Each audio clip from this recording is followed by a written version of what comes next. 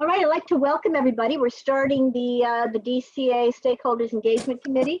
And so welcome to the Delta Stakeholders Engagement Committee. It's being held via teleconference on Ring Central, and this is Wednesday, June 24th, 2020. So could we please have a roll call? Sure. Let's see. Chair Palmer. Here. Vice Chair Keegan. Here. Committee Member Swenson. I'll give you I know you're here. I'm here. Committee Member Whaley. Present. Committee Member Berrigan-Perea. Present. Committee Member Giacomo. I know she was having problems getting on. We'll come back to her. Committee Member Glosky. Here. Committee Member Shia.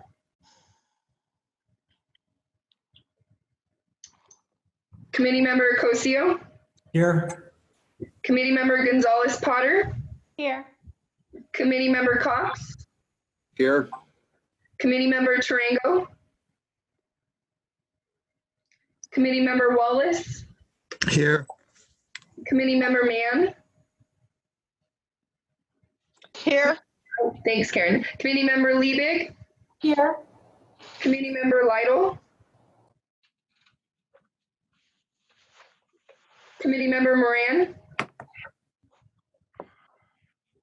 Committee Member Tayaba. Here. Committee Member Robertson. Here. Committee Member Merlo. Committee Member Worth. Here. Committee Member Hardesty. Here. And then let me just go back through in case we missed. Committee Member Giacomo. CC, are you on yet? Okay. Committee Member Shia Douglas. He's on, Jasmine. Present. Thank you. Committee Member Tarango. Committee Member Lytle. Committee Member Moran. Here. Thanks. And then Committee Member Merlo. All right, well, we have a quorum. We're missing a few, but we have a quorum. Okay, great. Okay, good afternoon, everyone. This is Chair Sarah Palmer, and thank you for joining us. We appreciate the fact that you're taking time to participate in this process, providing your thoughts on ways we can provide a community focus on the engineering aspects of a proposed conveyance project. And for the record, I would like to make clear that this meeting is being conducted via Ring Central and teleconference to ensure that we're adhering to social distancing requirements related to the COVID-19 pandemic. The purpose of the SEC is to create a forum for Delta stakeholders to provide input and feedback on technical and engineering issues related to the DCA's current activities. The SEC is a formal advisory body to the DCA Board of Directors. And as such, and like the DCA itself, it is subject to public transparency laws applicable to local public agencies like the Brown Act and the Public Records Act. So basically, since this is a virtual meeting, then non-SEC members of the public will be muted until we're working, until you're sorry, I want to ensure the participants understand that we're working to keep our remote meetings consistent with our in-person meetings, with presentations, SEC discussion, and then public comments following. So for public comment, which we do value tremendously, as noted on the agenda, non-SEC members of the public will be muted until they're called to speak during the public comment period. This period will occur after the conclusion of the staff presentation, and SEC comments and questions are there for all agenda items. If you wish to provide remote telephonic public comment on agenda items, please make sure that you email Claudia Rodriguez at, and it's Claudia Rodriguez, all one word run together, at dcdca.org. And this should be done by 3:15 p.m. if you can, please, with your name and the items you'd like to speak on. Once we get to that point, for each agenda item, our facilitator, Valerie Martinez, will call out each person to speak The line will be opened and the speaker will have 3 minutes to provide comments. We have a very full agenda today, so we'd like to keep everybody to that, please. We're also accepting written comments, and all the written comments should be emailed to Ms. Rodriguez before the conclusion of the meeting, and they will be included in the record of this meeting, but will not be read during the meeting. We will follow the same process for public comment on non-agendized items. So for SEC comments and questions, in order to provide an organized opportunity for SEC members to provide comment without everyone talking over one another, we will maintain the practice of SEC members raising their hand. If you notice down at the bottom, there's a little hand raising thing because we can't see all of you on our top laptops. So raising your hand within the Ring Central program, and Ms. Martinez will call the name of the SEC member to make a comment or ask a question. And I want to note that today's meeting, we are absolutely going to be packed with today's meeting. We have so much information going. We're going through a number of topics in great depth, and because they have been topics of specific interest to SEC members and the DCA team, SEC members and the DCA team wanted to accommodate those questions and concerns. So I'll ask that we keep questions on topic and specific to the engineering and construction and just that, please. Otherwise, we will not get through the agenda and nobody wants to be here till 8, 9 o'clock at night. Okay, so we've got the minutes review next. And does anyone have any changes, comments, questions about the minutes? And note that you have until Friday to make adjustments by sending those into Jasmine Rundquist. Is there anybody who has that? Do we have any hands on that one? No, no hands. Okay, good. Now I'll ask DCA counsel, Josh Nelson, to do Wait, can I? Oh, sorry. yes, go Can I ahead. ask a quick question? Mine, in previous, it has had the little hand at the bottom. It currently does not. So if I do have a question and there's no chat, how am I to do that? I think if you get onto participants, and when you see your name, should be somebody else. Let an IT person handle this. Okay, I got it. That's all good. Thank you. You're That's all good. Thanks. Thanks for asking, though. That clarification is important. If anybody is not clear about that, please let us know because we want to make sure you have the opportunity to raise your hand and get yourself heard. Okay. Now, DCA counsel Josh Nelson will do a very quick Brown Act refresher. We all need this from time to time. So go ahead, Mr. Nelson. Thanks, Chair Palmer. Yep, so we thought it might be a good time for us to just do a brief reminder of the Brown Act, especially in light of some of the changes that have occurred since we did this initially in November due to the COVID-19 pandemic. So we'll talk just briefly about the Brown Act itself. We'll talk about the rules that apply during the governor's suspension of portions of the Brown Act. And then I'll offer some of what I think may be best practices for participating in these sort of virtual meetings. Next slide, please. So just as a quick reminder, the Brown Act is located in the government code, and it is the open meeting law that applies to local agencies. A different open meeting law applies to state agencies. What it does is it ensures that all of our discussions of the DCA board or this body are in public. And the basic rule are that meetings of a local legislative body must be open and public. Next slide, please. The important one there for our purposes is what qualifies as a meeting. So a meeting under the Act is any time a majority of this body or any other local legislative body is together at the same time and place to discuss or deliberate on any matter within their jurisdiction. So for here, anytime a majority of the SEC is talking about DCA-related business, it is a meeting of the Stakeholder Engagement Committee.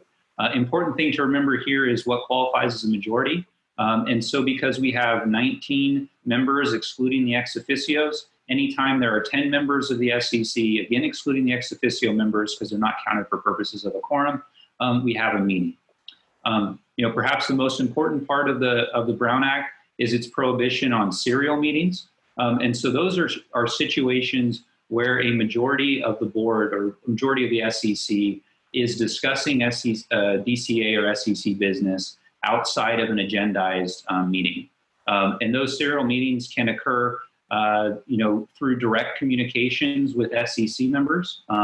and they can occur over a period of time. So it isn't just a situation where there is 10 members of the SEC, off somewhere having a discussion at one time and place. It can be done through a series of communications. And so you may remember from our November discussion that this could occur through what's called a daisy chain, where one member of the SEC talks to another member, talks to a third, fourth, fifth, and so on until we ultimately get to 10. And once we get to 10, and that 10th person knows what the other 9 think as well as what he or she thinks, we have a Brown Act problem. But it also can occur through the use of an intermediary. So even if SEC members are not directly talking to each other, but they're talking to a third party or third persons, and those third persons are telling all the other SEC members what the other SEC members told them, we can run into a situation. And again, once one member of the SEC knows what 9 other folks think, we have one person who has an idea of what a quorum has, and we've reached that, and we have a problem. Next slide, please. So the big change since our discussion in November has been the governor's suspension of portions of the Brown Act. So as we know, the governor has the authority under state law to suspend portions of state law in response to an emergency, and he has done so for the Brown Act. The important thing here is that the governor's executive order, which suspended portions of the Brown Act, does not have an explicit end date. Rather, what it says is that these special rules that we're operating under will remain in effect until state and local health officials are no longer requiring or recommending social distancing. Next slide, please. So what are the new rules?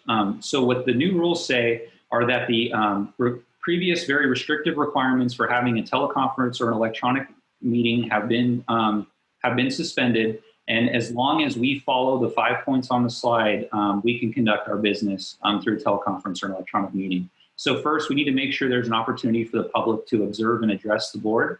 And of course, we do that through people being able to attend through electronically through Ring Central and participate in the video portion. Or alternatively, if they're uninterested or unable to do that, they can simply call in and listen to the discussion. The second are that the agenda requirements are still in place, and we need to make sure that our agenda is timely posted. For our purposes, that requires that it's posted 72 hours in advance of the meeting. The notice should inform the public how they can observe and comment. And if you'll notice at the top of our agenda, we have a box, and in that box, we discuss how members of the public can attend. The governor also made a special point of acknowledging that folks with disabilities may have special challenges participating and attending electronic or teleconference meeting. And so he encouraged local agencies to especially pay attention to those situations if they receive a request. And you'll notice in the box on our agenda, we have a process for doing that. And if we ever if we do receive a request, we'll do whatever we reasonably can to make sure that those folks are able to participate. And then the last thing is sort of a catch-all. The governor did encourage us to otherwise comply with the portions of the Brown Act to the extent possible to maximize transparency. Next slide, please. So those are the rules. Now I thought I'd just kind of turn to some of what I consider maybe best practices for participating in a virtual meeting. The first is make sure that all communications with meeting participants or third parties during the meeting are done through the Ring Central platform.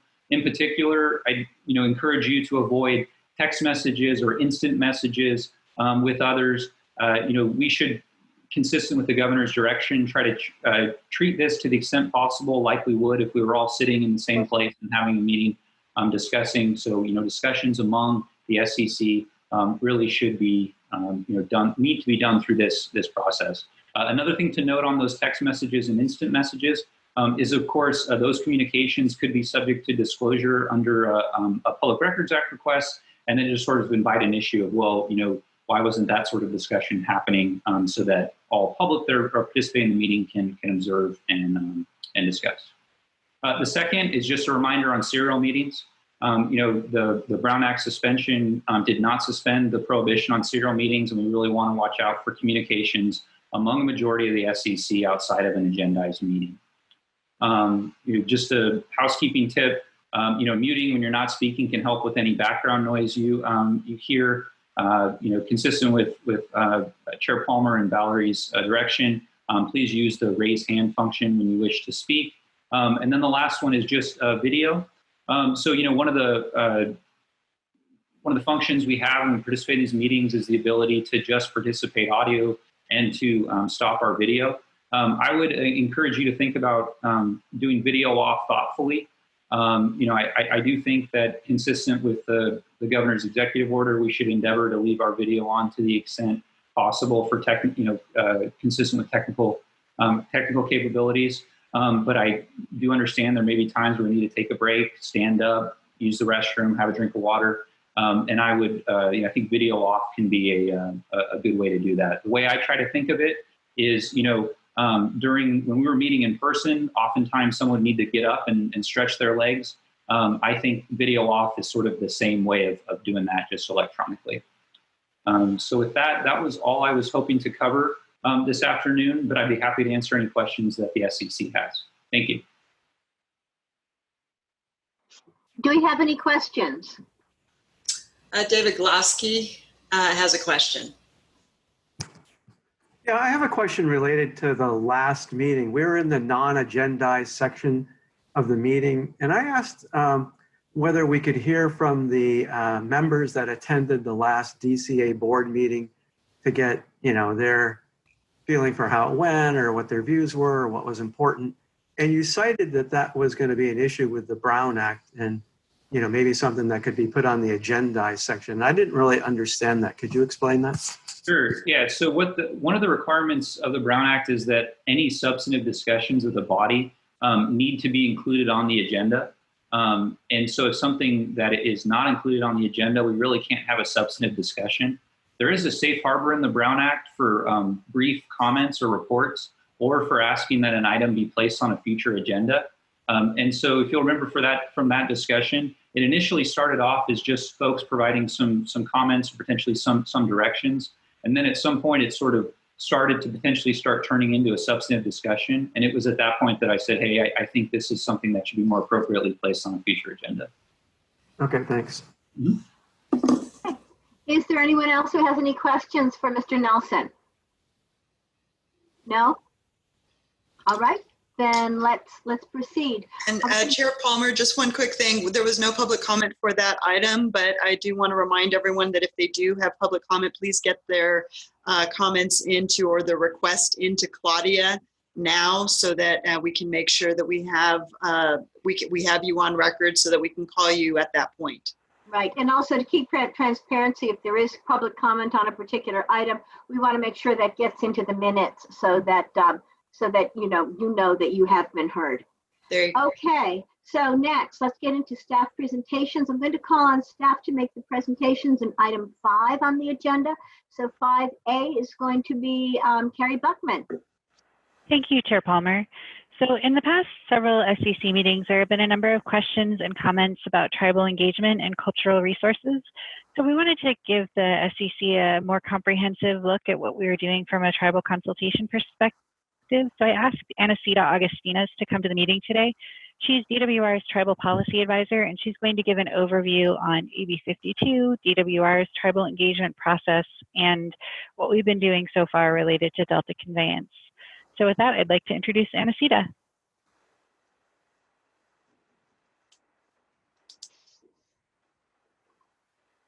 Anacita, you may be muted. And if you have your video too, that would be nice if you can. Anacita, you're still muted. She's not showing up as muted on the, but we don't hear her, obviously. She's not showing up as muted on the participants list. Okay. Why don't we do one more call, and if needed, we can take the next presentation and she can slide in after. And one thing to keep in mind, I noticed with mine at one point, I had to actually, during one of my meetings, basically go ahead and restart my computer. So if that's the case, this will give her a chance to do that. It looks like, I think she might be trying to call in or something, so we can give her a moment. Sure.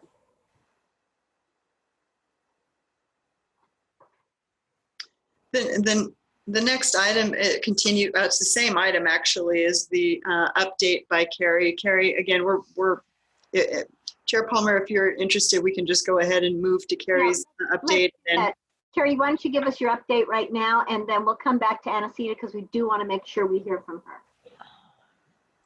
Okay, sounds good. So I have a couple of slides, Jasmine. There we go. Thank you.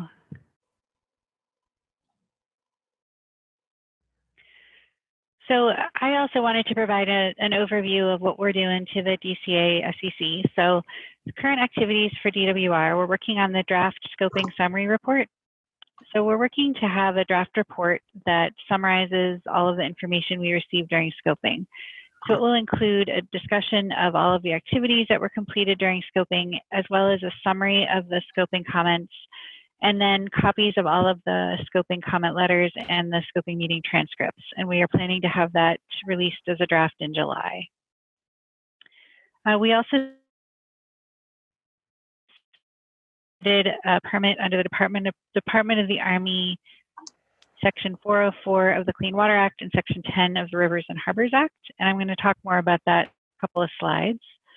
We're continuing to work on the draft EIR, including collecting information for existing conditions and identifying the methods for different impact analyses.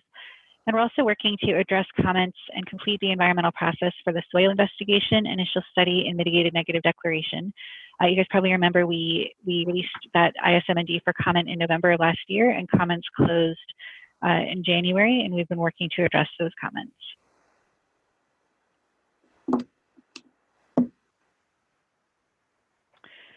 So I wanted to just provide an update on what's going on related to the National Environmental Policy Act, or NEPA. And so for NEPA, this project is a little different than perhaps some other projects in that it doesn't have a federal project proponent. You know, DWR is the state project proponent, but there isn't a similar person or similar agency on the federal side. So what that means is that a regulatory agency will be the NEPA lead, or an agency that has to permit the project. So as part of that, we need to formally engage the Corps to allow the federal agencies to determine the NEPA lead.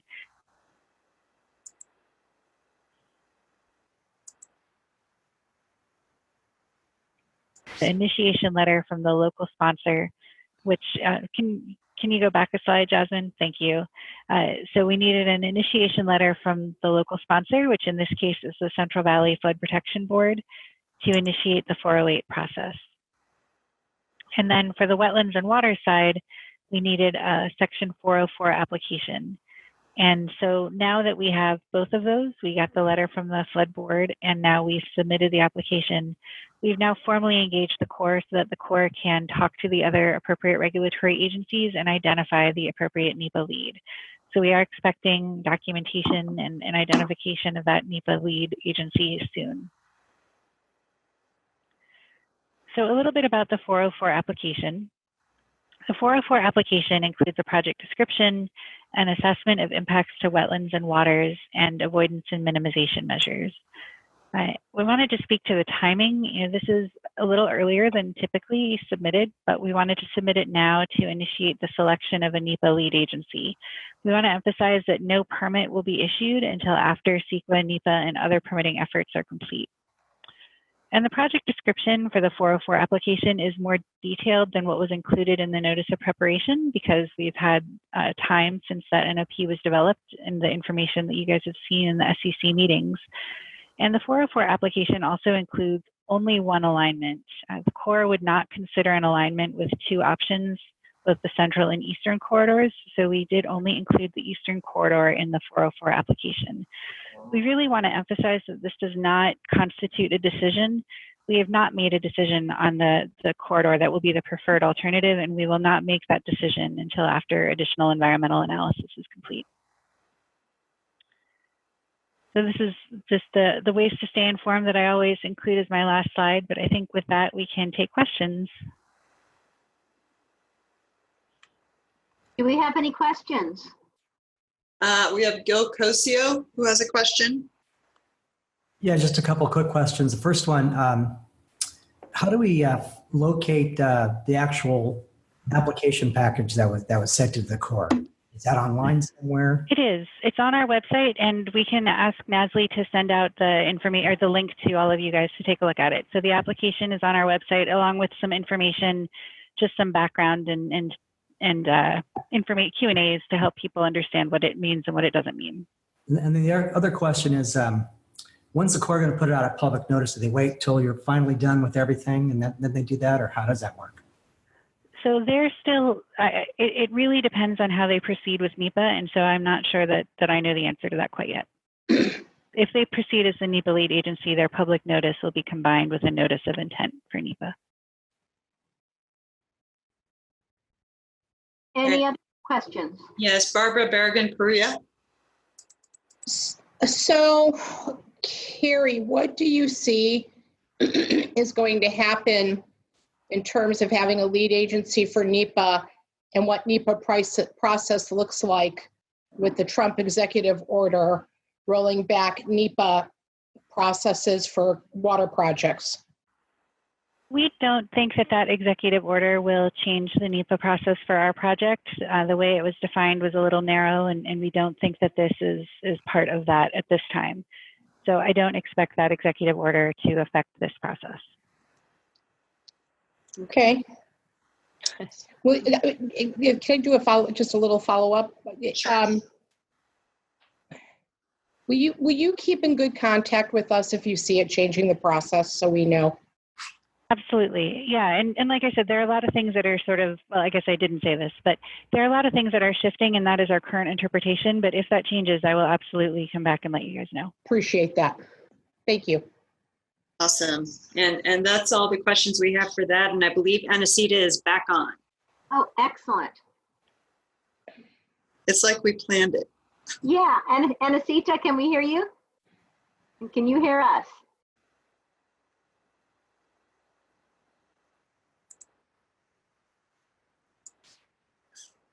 I don't think she's there yet. She was. Oh, I see her. I see her. For whatever reason, we're not getting. Have her check down in the corner on her thing to make sure that her mic is turned on and it's not muted. Yeah.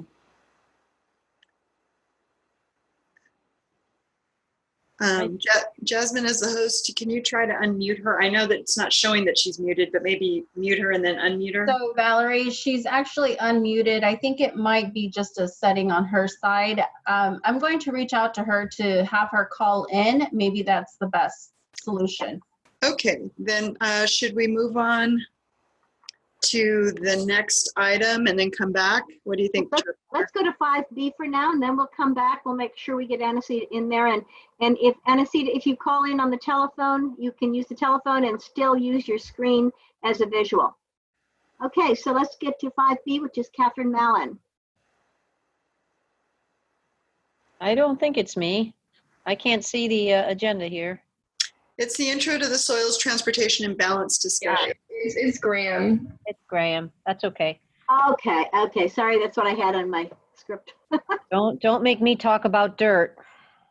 Dirt is great. All right, so I'll take over the screen share. Yeah, you can go ahead and share, Graham. I will introduce Graham. Graham's spoken before at these meetings. Graham leads all of our levy and forebay design work, and he's here to talk about how soils and RTM will be managed throughout the duration of the program. So hand it over to you, Graham. Great, thank you.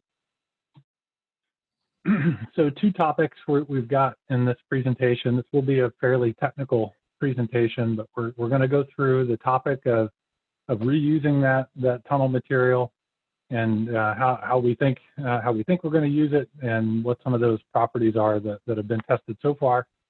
And then a second topic of a material balance within the project. So this is looking at how the soils will be reused, where they're going to come from, where they're going to be hauled to and reused. So it's a full accounting of all the materials within the project. So to begin with, the reusable tunnel material, as an overview, we will be generating somewhere between 6 and 15 million cubic yards of RTM. This is based on, the range is based on potential tunnel diameters and potential alignments. So that gives us that range of 6 to 15 million yards. We need somewhere in the neighborhood of about 20 million cubic yards of fill material for the various project sites and different features all around the project. And then we do have a significant logistical constriction within the delta. So the effects of hauling that material, moving that material around really highlight the need to optimize the use of on-site materials and project-derived materials to the extent that's practical and acceptable. So we're going to be talking about the two alignments, the central and the eastern alignment. Realistically, or looking at this map here, you can see that we've got generally common sites on both alignments where we're going to be generating the material. The common sites are the Twin Cities launch shaft, so that's a dual launch shaft up in Glanville track that will be generating material from tunnels drilling, excavating towards the intakes as well as excavating south to the reception shaft. There's the southern forebay area, the southern complex that actually has multiple launch shafts, also drilling north towards the reception shafts and south towards the southern conveyance facilities. And then when you compare the central alignment and the eastern alignment, you have the Bolden Island launch and reception shaft for the central and the Lower Roberts launch and reception shaft for the eastern. So these are the locations where the RTM will be generated within the project, and these would be the facilities that we take into account when we think about reusing and transporting this material to other portions of the project. Again, just continuing with the overview, where the tunnel depths, the horizon that the tunneling will be conducted will generally be around 130 to 160 feet below ground down to tunnel invert. So these are older soils consisting of sand, silts, clays. We will have occasional buried stream channel deposits, so these could be gravels or cobbly material even. But we do not anticipate encountering peats or organic materials down at the tunnel depth. So that would be all of the material that we're talking about here is reusable tunnel material, would be all that's generated down at the tunnel depth. We're not talking about the material excavated from the shafts, which may have some peats or organics near the surface as they excavate those down.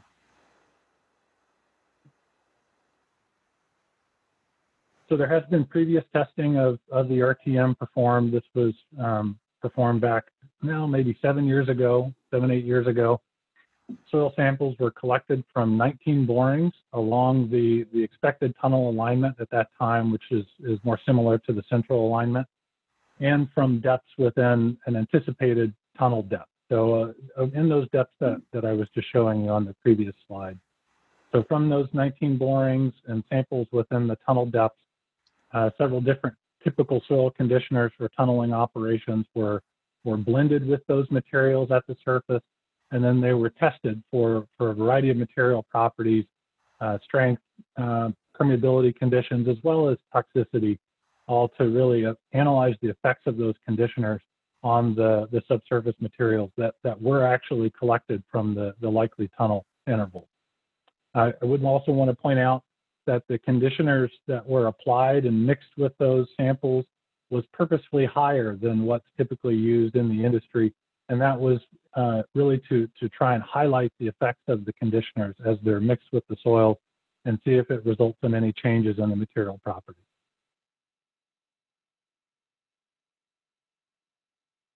So in terms of the historical testing that was performed, I grouped it into a couple of categories here.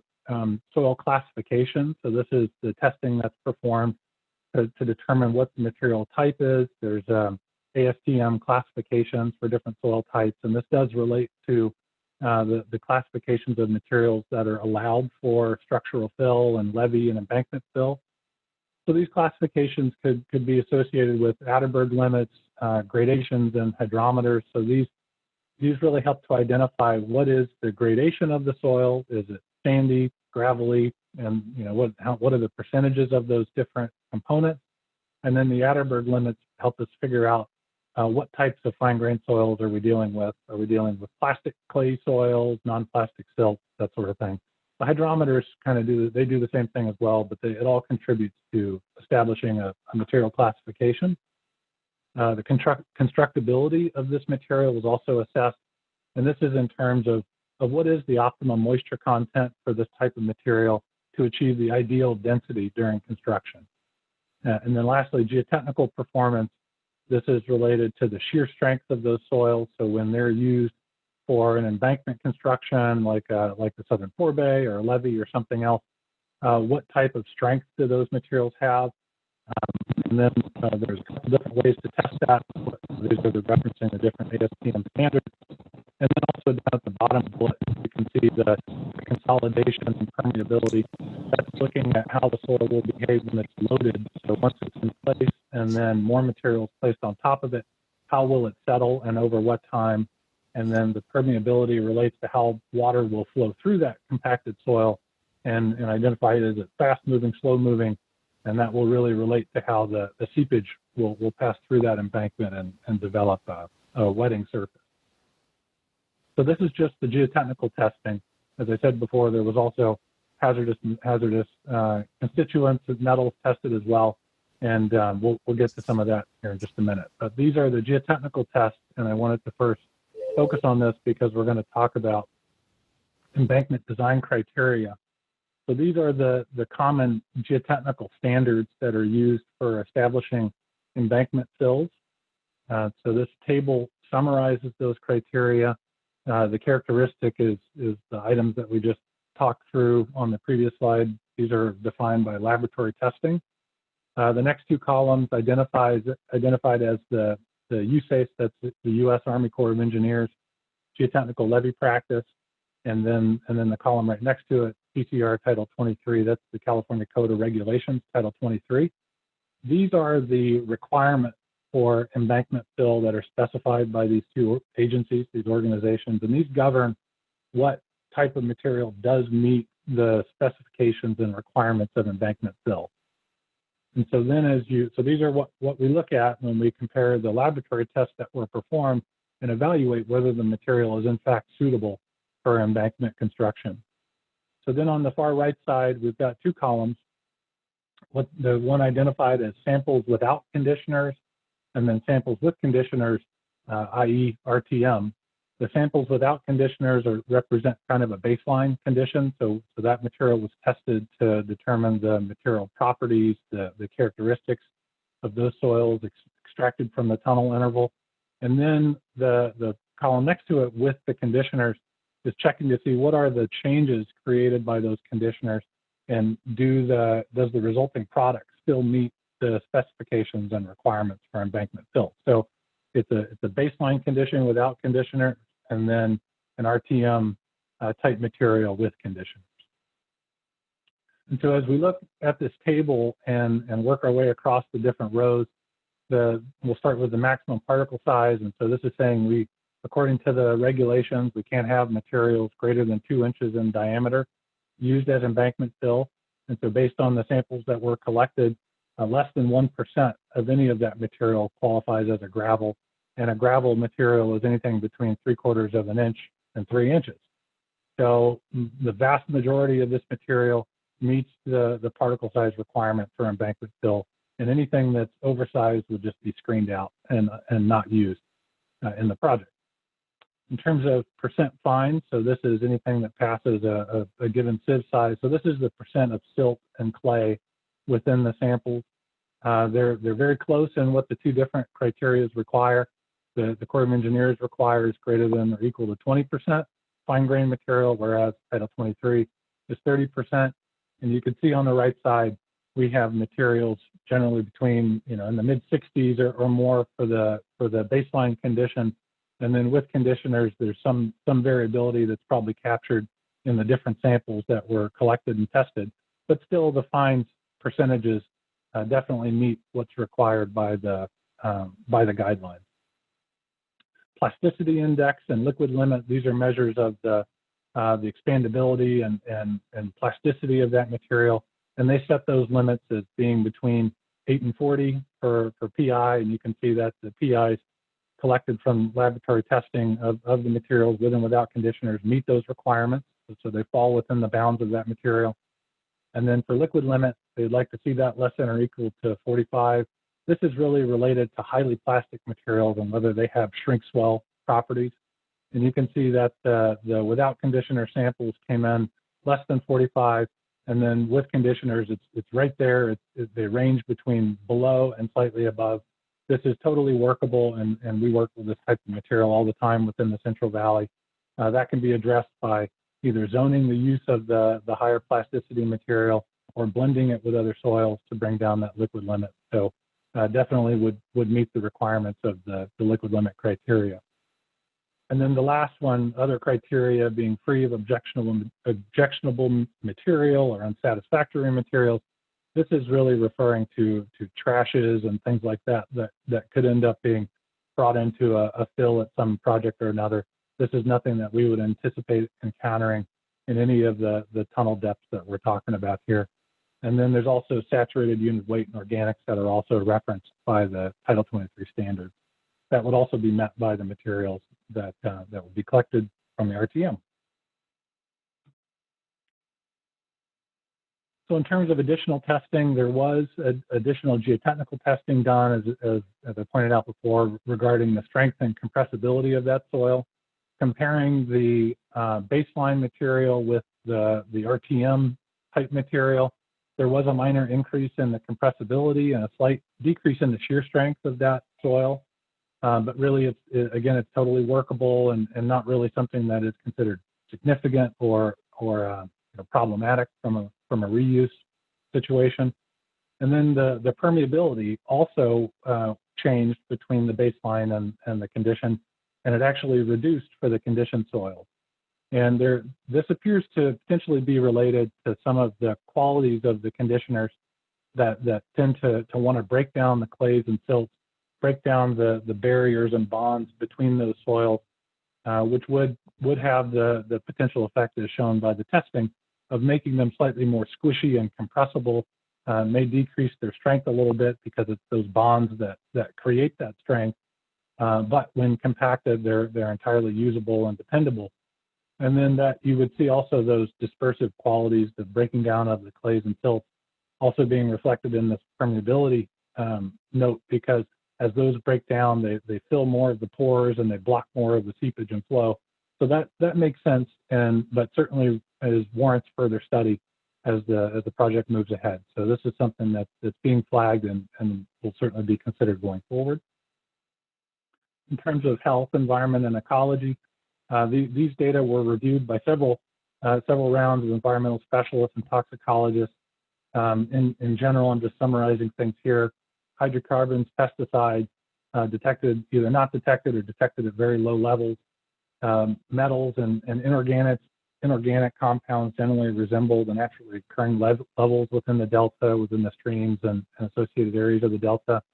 There were slightly elevated cadmium levels above slightly typical background levels, but below environmental screening levels for health and ecological impacts. And so that's something also that more attention will need to be paid to as the project potentially moves ahead. RTM management approach, I did want to highlight this, though, in context of the health, environment, and ecological subject. The RTM management approach that we've been working on and have developed includes holding periods of up to 3 weeks, or actually up to 4 weeks, for all of the RTM that's generated through the project. So that material will come out of the ground and sit in quarantine for a period of time while the environmental testing is performed on that material before it moves on to the next step. And that next step could be, if there is something detected in that material that makes it unusable or unsuitable, it will be disposed of, hauled off, and disposed of properly off-site. But if it is cleared, it does not have hazardous constituents or anything that would indicate that it is not usable, then at that point it would move into the drying process and be made suitable for reuse. Moisture content is going to be our biggest issue with using the RTM, and I think many of you recall that was reflected in some of the past commentary on the subject. The strength of soil does vary with water content. The ideal water content that we're looking for embankment construction would typically be on the order of about 17 to 23% moisture. The RTM from tunnel operations is going to be somewhere between the low 30s to up to 45% water content, depending on the tunneling method and how much conditioner has been added and how that conditioner is affecting water content. But point being, that material is going to come up quite wet, and we're going to have to go through a good bit of work to get the moisture out of that material before it can be used as structural fill. So we've got a couple of methods. We've evaluated several in terms of the mechanical drying options, but here's a couple of key methods that we're looking at for drying the RTM. The natural drying option would require spreading it out in relatively thin lifts. And so I'll just remind everyone that this would occur after the material's been quarantined and checked and verified that it doesn't have any hazardous constituents. So once that's been done, then it would be taken into a natural drying process if this were the method of choice. So it would be spread out in relatively thin lifts over a broad area, and then would require regular tilling and disking and working to turn that material over and get the moisture to evaporate, expose it to the sun and air and get it to evaporate. You need hot, dry weather conditions to really make that work in a reasonable time frame. And as a result, you need a pretty significant wet storage area to provide buffer for when the weather isn't cooperating, so that there is room to store all of the wet RTM, and then when the weather is cooperating, you can try and move that material through the drying process. It would be very land intense as a result as well, trying to make up for some of those periods where the natural drying wasn't able to work. Then we'd have to really kick it into high gear and be able to process a lot of that material and dry it. So it would be a very land intensive operation with a lot of equipment running and tilling and disking that soil to make it happen. Alternatively, we're looking at a mechanical drying system, and we've really landed on a heated system as the best option at this point. These are thermal dryers that would remove the moisture from the material. And the way these work, and looking along the bottom, you can see the progression of what this is. These are a series of heated paddles, kind of like interlocking paddles, kind of like augers. And so these paddles are heated, and the wet RTM would be fed in to the left side here, where you can see it coming in wet, what's noted as the plastic phase. It would come in wet, and those screws would move it through the system. And as it moves through the augers, those heated paddles, it's very quickly pulling the moisture out of that, and you can see the material transitioning from plastic to more of a granular phase. And then as it's coming out the other end, it's very dry, and the material is starting to break up into small granules, and it's coming out as dry material on the other end. So this is a thermal mechanical process that would be used to dry the RTM and make it usable for structural fill. It does require a lot of capital costs to get the dryers. They're quite expensive, and there's a high electrical demand to keep them running. Based on our estimates, we would probably need something on the order of up to 9 dryers per tunnel drive to keep up with all of the RTM that would be generated. A benefit is that it does allow year-round drying, and so we wouldn't be dependent on the weather to keep the process moving and keep drying RTM. There's a lot less heavy equipment required. You know, there really isn't a broad area that would be needed to work this. It would just go straight in, get dried out, and then be dry stockpile ready for reuse. But then it also has the benefit of being compatible with a secondary method like the natural drying. And so a situation here would be having mechanical dryers set up to keep up with general operation, but then have a smaller space of natural drying area available for when the weather is cooperating. That would be a way to catch up and maybe get ahead of things for other times when the weather isn't cooperating. Or if there's an issue with the dryers or something like that, we would want to have a secondary process in place to keep that material drying, as well as a secondary area to hold on to the wet RTM until everything's back up and running. So all of these components are built into the current thinking. What we're currently thinking is a combined approach, relying pretty heavily on the mechanical dryers, but then having secondary natural drying methods established within the plan as well. So in summary, the project team really sees a tremendous opportunity with RTM.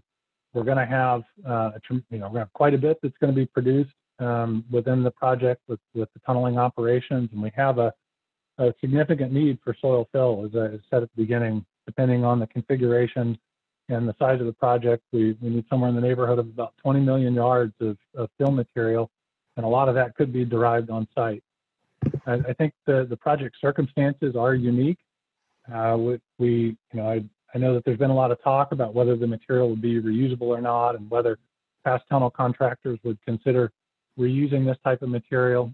You know, I think the challenge that we've got here is associated with logistics and access. And I think any of those contractors would probably have a hard time finding an example quite like this of a situation like this where we need so much of this material for other elements of the project, yet we are so logistically constrained and environmentally constrained with how and where we move material around. So given those constraints, I think it really is driving towards some creative thinking about how to use the available resources that we have. Based on the testing that's been performed to date, the pre and post condition samples meet the state and federal embankment requirements. And then also the additional testing for strength and permeability show that the RTM material that was created with those samples appears to be viable as embankment fill. There are some noted elements for further study. The potential dispersive effects of the conditioner, so this is breaking down those clays and silts, that does require some additional analysis, but what we've incorporated for now is zoned embankments. So the zoned embankments really mitigate the potential problem that could be created by those dispersive effects. So the zoned embankments create a fine-grained core layer that really removes the issue that would potentially be introduced by the dispersive conditioners.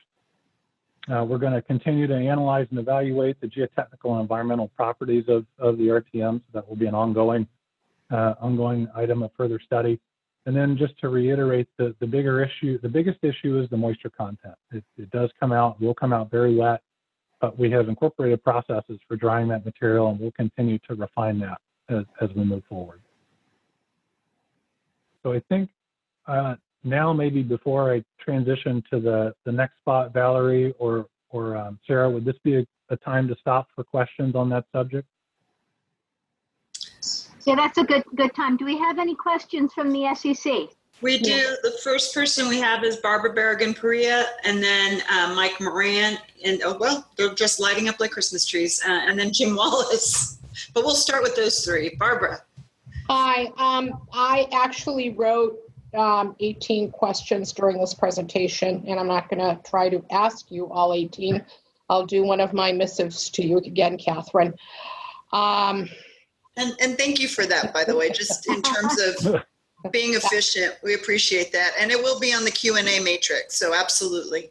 Okay, so a couple questions, though. One of the departments that I didn't see listed is Kelly PA's Department of Toxic Substance Control. And so I'm wondering, are we looking at standards that would, be evaluated by a department like that for pollution in soil by Kelly PA?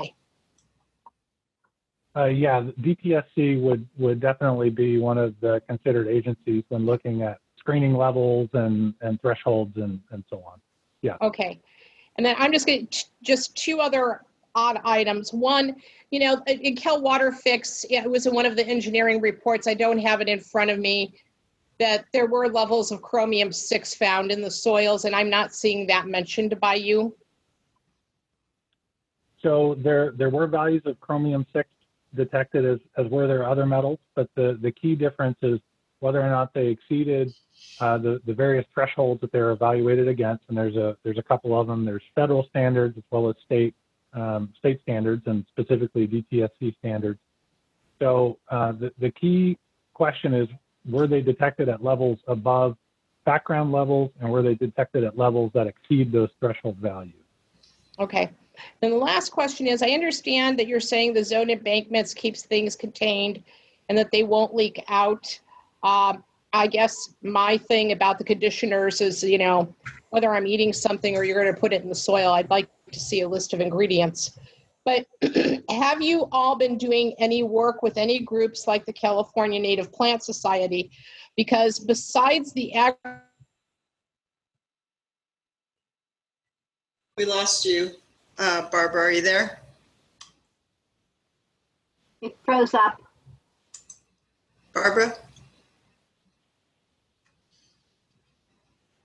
my question, There you are. You froze up for a minute. Go ahead. Go back to the thing about the Native Plant Society, because that's where you cut off. Oh, okay. So my question is, are you doing any work with anyone like the Native Plant Society? Because you know, there's always unintended consequences. You could be doing everything legally to the limit of the law and correctly, because that's what we understand now. But there could be room for harm because we're not aware if you change this, you change conditions further. So I'm just wondering if you're looking at what soil conditions will be like for native plants, not just for agriculture, just not that if some kid plays on a bank they're not supposed to be on, they're not going to get sick. You know, Barbara, I think I'll have to, that one should probably be answered by a toxicologist, ecologist person. So, and I want to say yes, that we'll be looking at things, but I think that would probably need somebody more with that background to answer that effectively. So that's a good question. Thank you. All right, thank you, Barbara. Mike Moran, and then Jim Wallace and Douglas Shea. So Mike.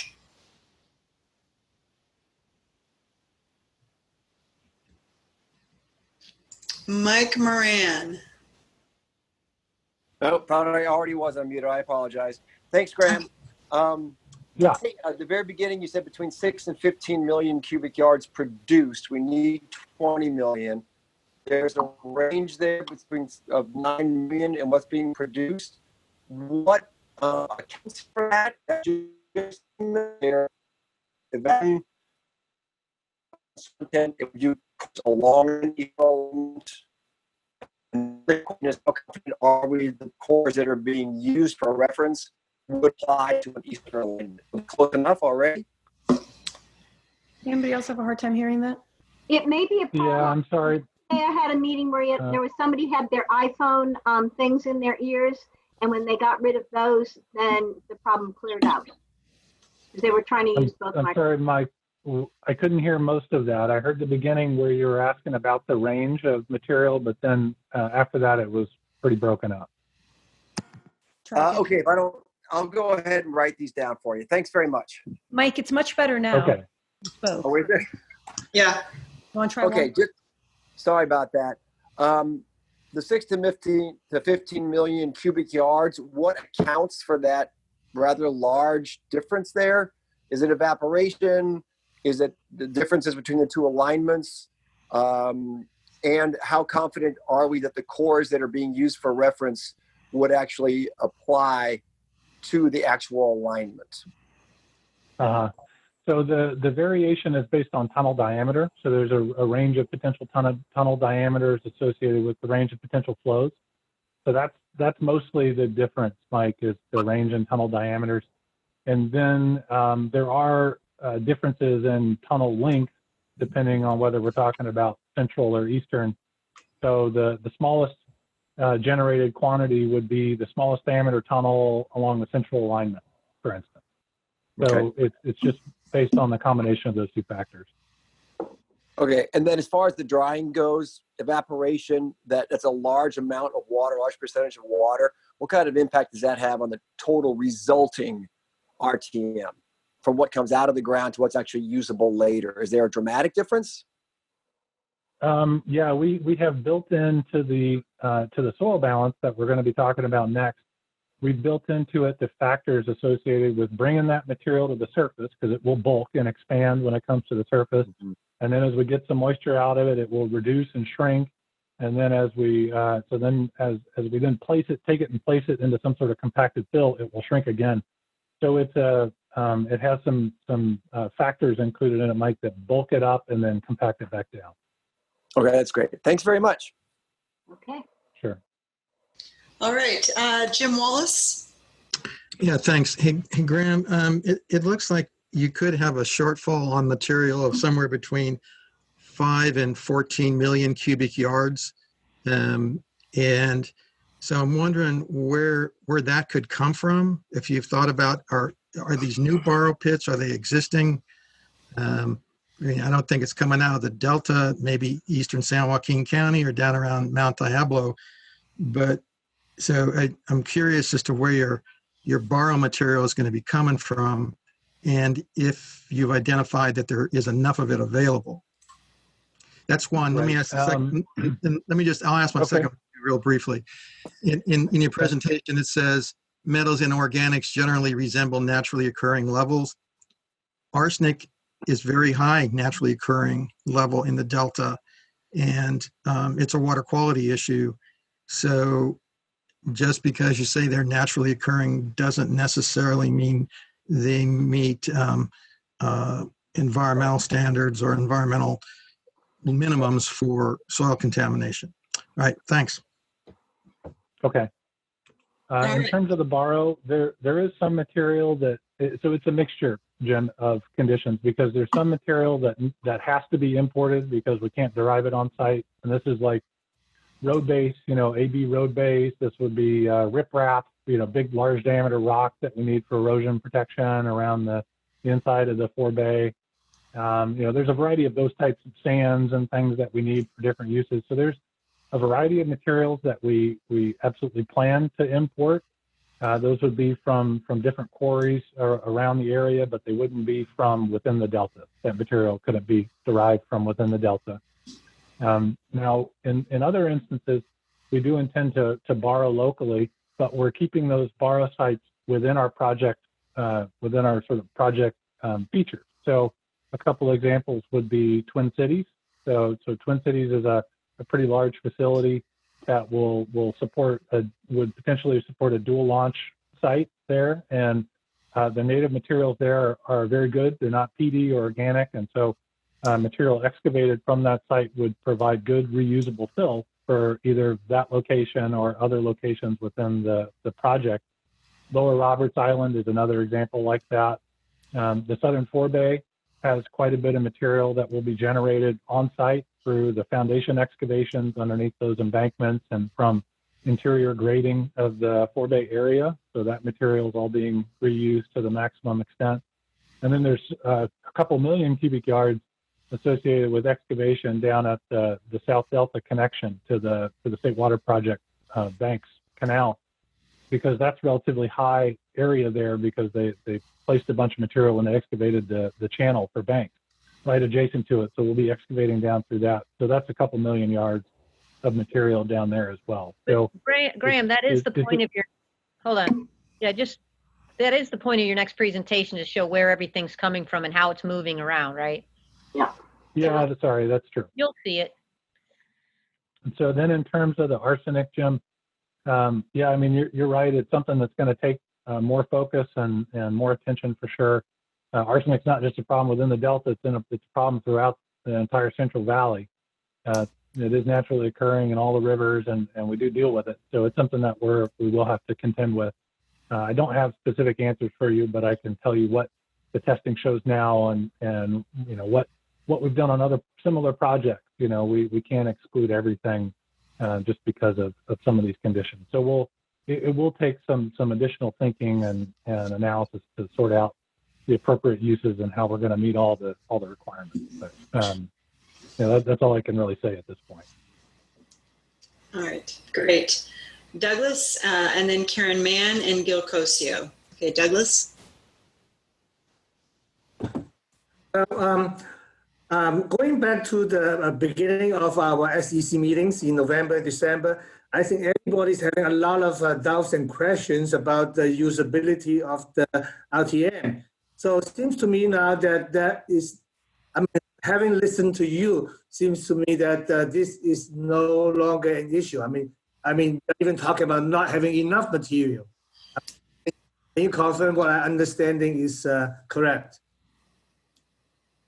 Yeah, your understanding is correct. I mean, we've been looking at it very hard, and it really does appear to meet the geotechnical requirements. The biggest challenge we're going to have is getting the moisture out of it, and so that's going to take some energy, but it appears to be worth it. The alternatives of importing all of this material in to the project and then having to turn around and dispose of all this material elsewhere would be a tremendous effect and environmental impact. And we have this material and it appears to be usable. So we're really putting our best thinking into figuring out how to make that happen. And Graham, if I might just add, I think one of the other things that we want to demonstrate is that any excess RTM on this program we'd like to make available for the reclamation districts. And Gil, I think this presentation is probably right up your alley. And if you want to dive in a little bit deeper with Graham and his team, by all means, please do. Okay, next up is Karen and Gil, and then Cece. So Karen, go ahead. Hi, everybody. Good to talk to you. Okay, my first comment on this is not a very nice way to treat Mother Earth. I'm sorry. Hey, this is kind of cruel. Anyway, that's number one. Number two, I do have another question. This is an EPA question. This seems a lot like mining, very deep mining, obviously. And I'm just wondering, I mean, I'm looking at your photos here, and that's a lot of equipment. I mean, a lot. The energy is going to come from electricity or gas, diesel. Where does all the energy come from to do all this transporting of the RTM? It just seems like that during a time that most of us are having to cut back on our PG&E because we're afraid of fire, etc., or during a time when the EPA is requiring higher standards with our cars, I'm just concerned about the EPA requirements for something like this. Right. These would generally be electrical powered. This would be electrical powered equipment. So we'd be bringing in electrical connections. Excuse me, for the tunnel launch sites, the TBMs are electrical as well. So there would need to be new substations, new connections, bringing in all the power to support all this infrastructure. I have to tell you that my mouth just dropped when you said that this was all electrical. This, seriously, with all the trouble that PG&E's having, I am shocked. I'm absolutely shocked.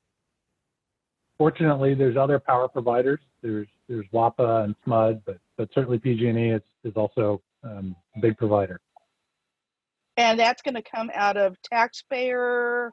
I mean, who ends up paying the bill for the cost of the electrical use? I mean, I'm just blown away that this would be all electrical. I'm blown away.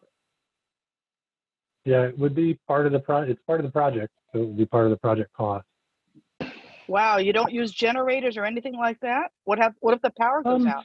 Some of the sites use backup generators or use generators depending on what's happening. But what we're talking about here with these big RTM processing systems, the conveyors, the heaters, all of that would be dedicated electrical. It's well beyond what a generator could do on site. Yeah. And the power companies are aware of this anticipated draw? Yes? Yeah, they're being coordinated with. Yeah. I mean, we're having a heck enough time with the water and the hydroelectric supply of electricity in the state of California. So I'm really I'm more than shocked. I'm more than shocked. Okay, Gil Cosio, Cece, and then Anna Swenson. Okay, I've got that was a good presentation, Graham. I'm looking forward to the next one too. Just a couple of comments. One directly related to what Karen was asking. I think those of you on the committee that have never seen a construction project, this is a construction project beyond all construction projects. This is big. So this is not surprising to me. And the power that's going to be used, I'm sure they're going to have new power lines, substations, whatever. The comment I have, I don't want to spend a whole lot of time. It doesn't look like we'll have material left over for levees, which is not a bad thing after I see what the material is made out of. I mean, you guys are going to spend a lot of money getting the water out. And then at some point, we got to put the water back in to compact it. And that's going to be as far as the kind of work we do, that'd be a nightmare for our contractors. I mean, they'd probably come in with a value engineering to import material because the amount of work it's going to take to keep the moisture within the allowable limits for that kind of a fine clay material is going to be pretty tough. And a couple of rainstorms is going to shut you down for a long time.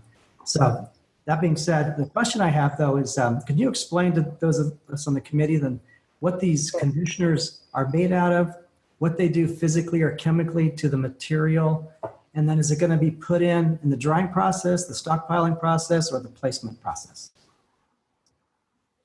So the conditioners are introduced down at the tunneling operation. And it depends on the method. And again, I'm not a tunneler. As Catherine said, I'm levees and forebays, but I have absorbed a lot over time.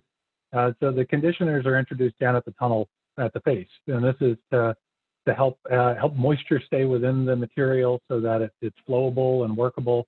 It can help so that it breaks down, so that it's not big clumps that can clog the operations and as they're trying to get the material out, because it runs on through screws and conveyors and different things to get to the surface. So it's really just to facilitate the tunneling operations down at depth and help the material be more workable as a material. So once it gets up to the surface, then we need to get the moisture back out of it. And so that's what we're having to deal with here. So, but Gil, to some of your earlier comments, well, and I think this does relate to the timing of the materials balance and so on. As I said, I was talking about how much we need and how much we'll have. Depending on the timing of when that stuff becomes available, there will be material left over, because in most cases we need it before it's available from the tunnels. We need it earlier.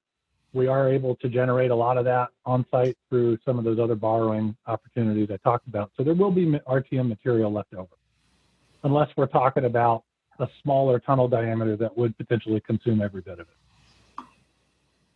it. Okay. Cece, and then Anna, and then David Glosky.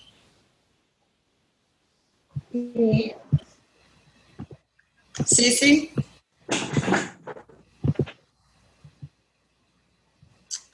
Cece, are you? There you are. Here we go. Sorry.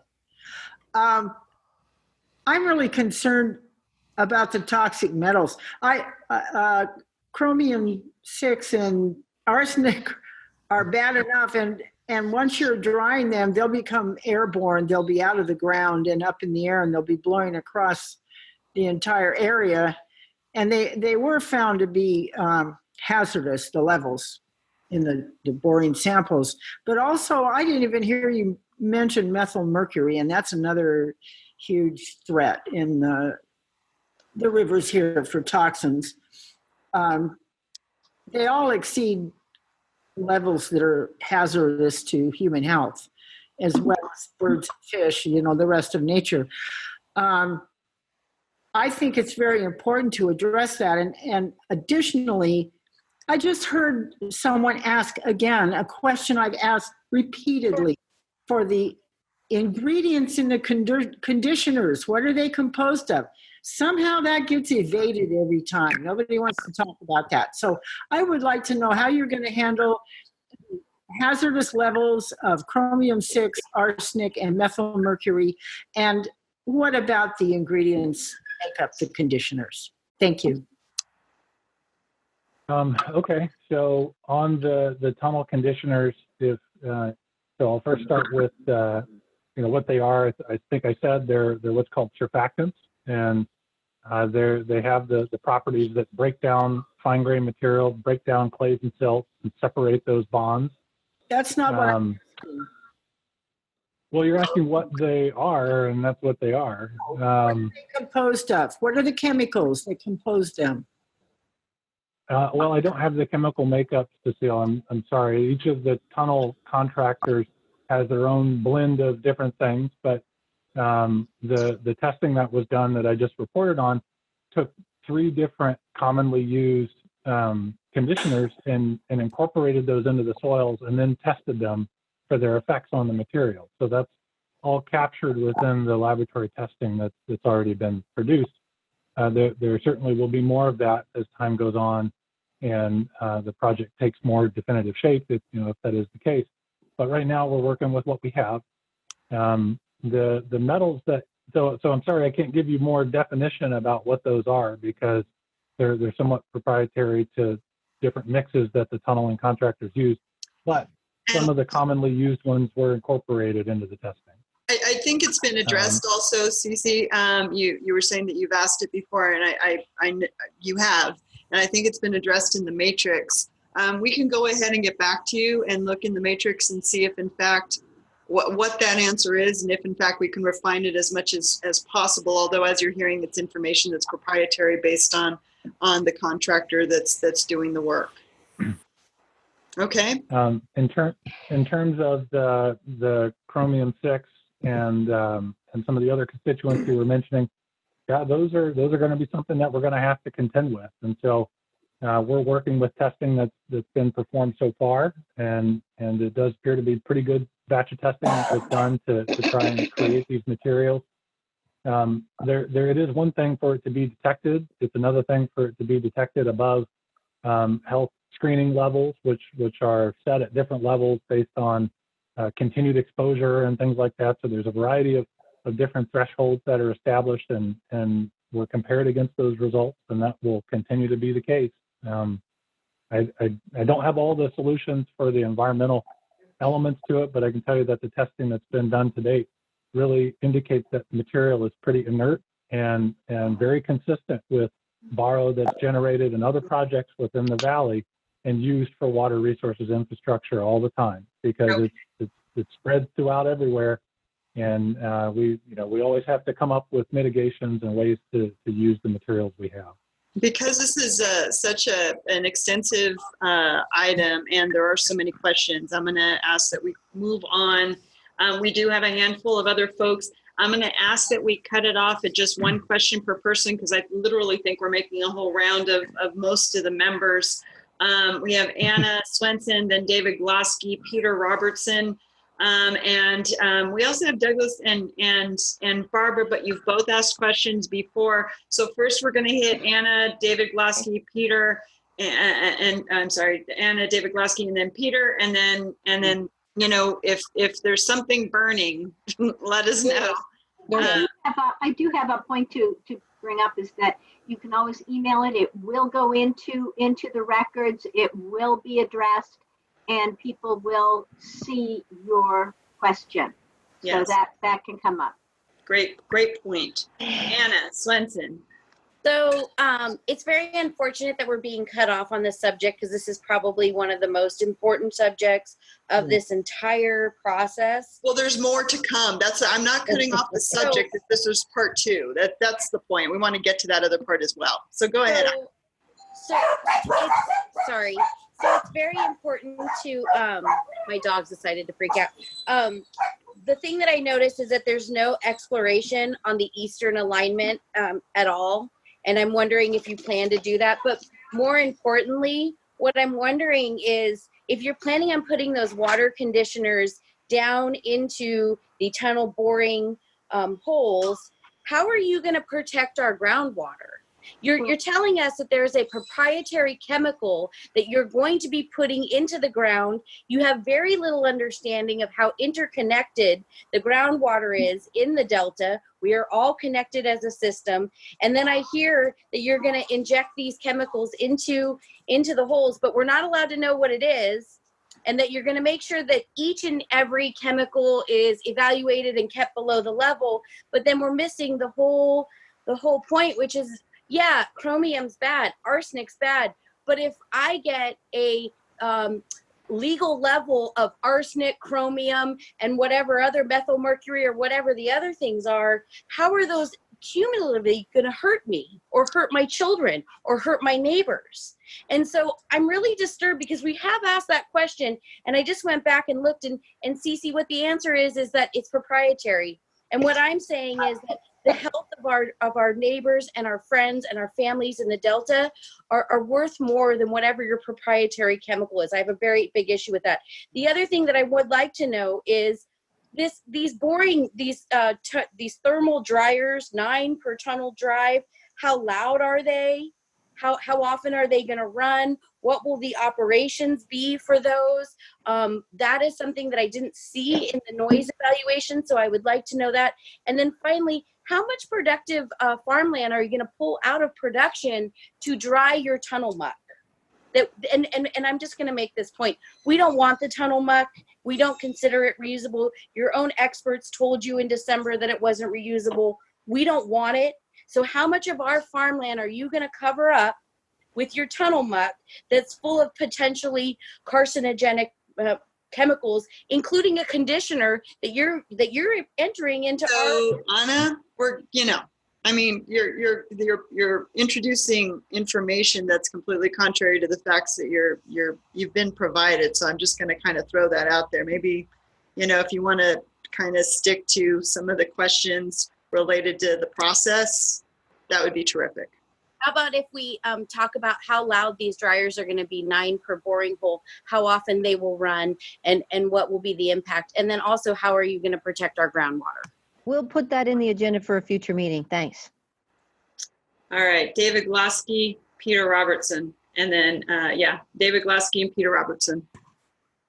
Yeah, I'll put a few things in email, but the one regarding the dryers is I think it would be good to prepare everybody in the wintertime what the cloud, I'm sure there's going to be some type of condensation going up from whatever, and I don't know how big the cloud will end up being from the water vapor coming off of there. And so probably everybody locally ought to understand it, and there ought to be a discussion about that as well. Thanks, David. That's a good point. Let's take a look at that. Thank you. Okay, and Peter Robertson. Yeah, I think just to David's point, I think what we're doing is we're playing off shrinking the sites and the footprints that are required from the land drying and the tilling and the energy and equipment that's needed to do that versus being able to really shrink and condense the site with these dryers. So we'll come back and answer Anna's questions and yours at the next meeting. Might need to do a little bit more research on some of them. Okay, great. And Peter Robertson, and then Mel, you had your name up before and now you're back again. And since you haven't asked a question, I think we can go ahead and do that. But then we're going to move on to part 2, and there will be more question opportunities after part 2. So, I'm sorry? I had my hand up for a quick follow-up. It won't be long, but there's one element that hasn't been touched. Yeah, that's thank fine. you. You see where we're going though. Okay, Yeah. okay. Peter, go ahead, and then Barbara with your quick follow-up, and then Mel, and then Douglas, if we could just do you after the next section, that would be terrific. I'd really, really appreciate it. Peter. Yeah, thank you. Brad, when you were doing your modeling, you were talking about, spreading the stuff out to dry it on the land.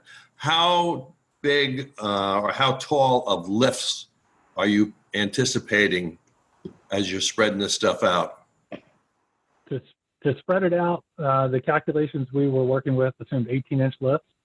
An 18-inch relatively thin, 18 inches to get it to dry in a reasonably quick time frame, because we want to, if we were going to do a natural drying area, that's what I mean, it would take a huge area. It would take hundreds of acres of land to spread this material out thin and work it and dry it and then push it over into the stockpile and make room for the next one. So those lifts would be pretty thin. Yeah, it's still going to be, that's a lot of acreage. It is. It's a lot of acreage. And I'd say, as Catherine said, we're really trying hard to shrink the effects, shrink the footprint. And that's why we're really focusing on the mechanical dryers. And we'll follow up, as Catherine indicated, with more of the specific details on those dryers. But from what we understand from the manufacturers, they are quite quiet compared to, heavy equipment running all the time, dozers and stuff running back and forth across that, working that land. So you anticipate the dryers will be working at night? They would be working 24 hours a day. Yep. Okay. Thank you very much. 20 hours a day, Peter. I think 20 hours a day is the correct statement. So two 10s and then 4 for maintenance? Right. Does that make sense? I think they'll be running as when the RTM is running. So right now that's 5 days a week. It's not quite 2 10s. There's an hour to get everyone out. So we'll get you the final, but it's more like 2 9s shifts during the day. And then Saturday is the maintenance day. So there's not a RTM production. And then Sunday is day off. That was all in the tunnel presentation. Right. I just want to make sure it's still there. Yeah. We're still there. Okay. Thank you, ma'am. All right. Barbara, you had a quick follow-up. So what is the plan for containment from blowing dust during the natural drying process? And the reason I'm asking is I'm a little bit confused about where you said peat soils are at the surface. My understanding, peat soil is really compacted. So if you're excavating down 150 feet, you are going to hit levels of peat soil. There are documented histories of peat soil causing lung disease in the Delta, particulate matter 2.5 to 10. The reason why it's a really big issue for me now is because we're seeing funding for monitoring of these situations being cut in COVID budget. And so, while you guys are getting going, we may have a really different kind of budget and ability to monitor air quality. So I'm really interested in that blowing dirt containment issue. Okay. So the tunnel excavation depth, the peat is not down there, but the shafts which would provide access to the tunnel, those would be excavated through the peats and down into the more competent soils. That material is not what we're talking about. That would be managed separately, and the peats would be contained and compartmentalized and managed as their own little issue. But the RTM is what we're talking about processing because of the moisture of this material and the volume that we're talking about. It's really driving all of this thinking that we're talking about here. So this would not have peats in it. In terms of dust control for the natural drying process, yeah, because you'd still have an issue. I'm sorry, Graham, but you'd still have particulate matter issues whether it's peat soil or not. So that's So dust right. So the dust control would have to be part of that, just like any other land construction operation. So moisture, water application is used for dust control. And so we'd be trying to, for a period of time, the stuff is saturated. So it's not going to generate dust because we're trying to get moisture out of it. But as it starts to dry, then there would be a process of introducing moisture back into it to maintain dust control. Great, thanks. And Douglas, I know that do you have a quick question, or do you want to wait until the end of this next second part of this conversation? Douglas? Okay, yes. Is it just a quickie, or do you want to wait till the end? Okay, quickie good. Earlier we were talking about the RTA being used for the embankment. So I'm trying to visualize, how much embankments are we going to build to use up all those RTA? That's going to be in Graham's That's section. the next conversation. Yeah, you know what? It's in Graham, there. just wait. Yeah. So if you just hold on, all right. We'll handle that. And I'm sorry to put you off, but Dr. Mel Lytle. Yes, thank you. Big question. Just from the analysis that was done in the 2014 report by DWR, we talk arsenic, chromium, but actually there's a listing of 16 different heavy metals that are in this material. It's anticipated that could change if you select the eastern alignment, and when you do that, geology and geotechnical investigation on that type of material. Also, it's not a mystery as far as what these soil conditioners have in them. It can easily be listed. I think the DCA could do the homework for us to go in and take a look at least the conditioners they used when they did the report in 2004. Because one conditioner from BASF is called Master Rock ACP 127. In that composition MSDA sheet, it has essentially glycopyranos, oligomers, and glycosides, which are essentially sugar compounds. But also because they are sugar compounds, they put in 2,4,6-dichlorophenol, which is a essentially biocide, fungicide material. So we would anticipate that would be in the tunnel muck once it's brought to the surface. So those are things I think that the DCA should be able to provide to us, at least the types of materials were used in that report. So that's my comment. Thank you. Yeah, we'll put that in the Q&A. We do have MSDS sheets of different types of conditioners. But again, we won't know exactly which one will get used ultimately. It is specific to contractors and machines. So but we'll give you as much information as we can get for you. Yeah, I think that that's important, at least to be considered in the environmental. You bet. Agreed. All right. Thank you. Thank you. Before we get going, Graham, just really, really quickly, Anacita, if you're there, I just want to make sure that you're going to be doing your presentation after Graham, but in the meantime, can we just do a mic check to make sure that your mic is working so that we can actually talk to you after Graham? You're muted. There we go. Mic's not working. Has she gotten on by phone? Yes, Anacita? Nope. Nope. So we're gonna, all that to say, we're gonna continue to work on that while Graham gives the second half of his presentation. It's a fine use of time. Graham, go. Okay, all right. So now we're going to go over materials balance along each of the along the different corridors. So we'll start with the eastern alignment. This is an overview identifying all the various fill material needs within the project. So that's here in the column, and then identifying what materials are flagged for import. And so these are the quantities that would be hauled on roads or other modes of transportation. Here they're flagged as imported quantities. Some of these are, as I said before, they have to be imported because they're specialty materials. Other times we're hauling them from the borrow site to the construction site, so they're flagged as import. So now we're going to go site by site and just we'll try and kind of zip through these relatively quickly. I know that we want to keep moving here. Each slide is going to be set up like this. We're going to have on the left side an aerial view of the site name, an aerial view of the site with a simplified construction footprint line around it for reference.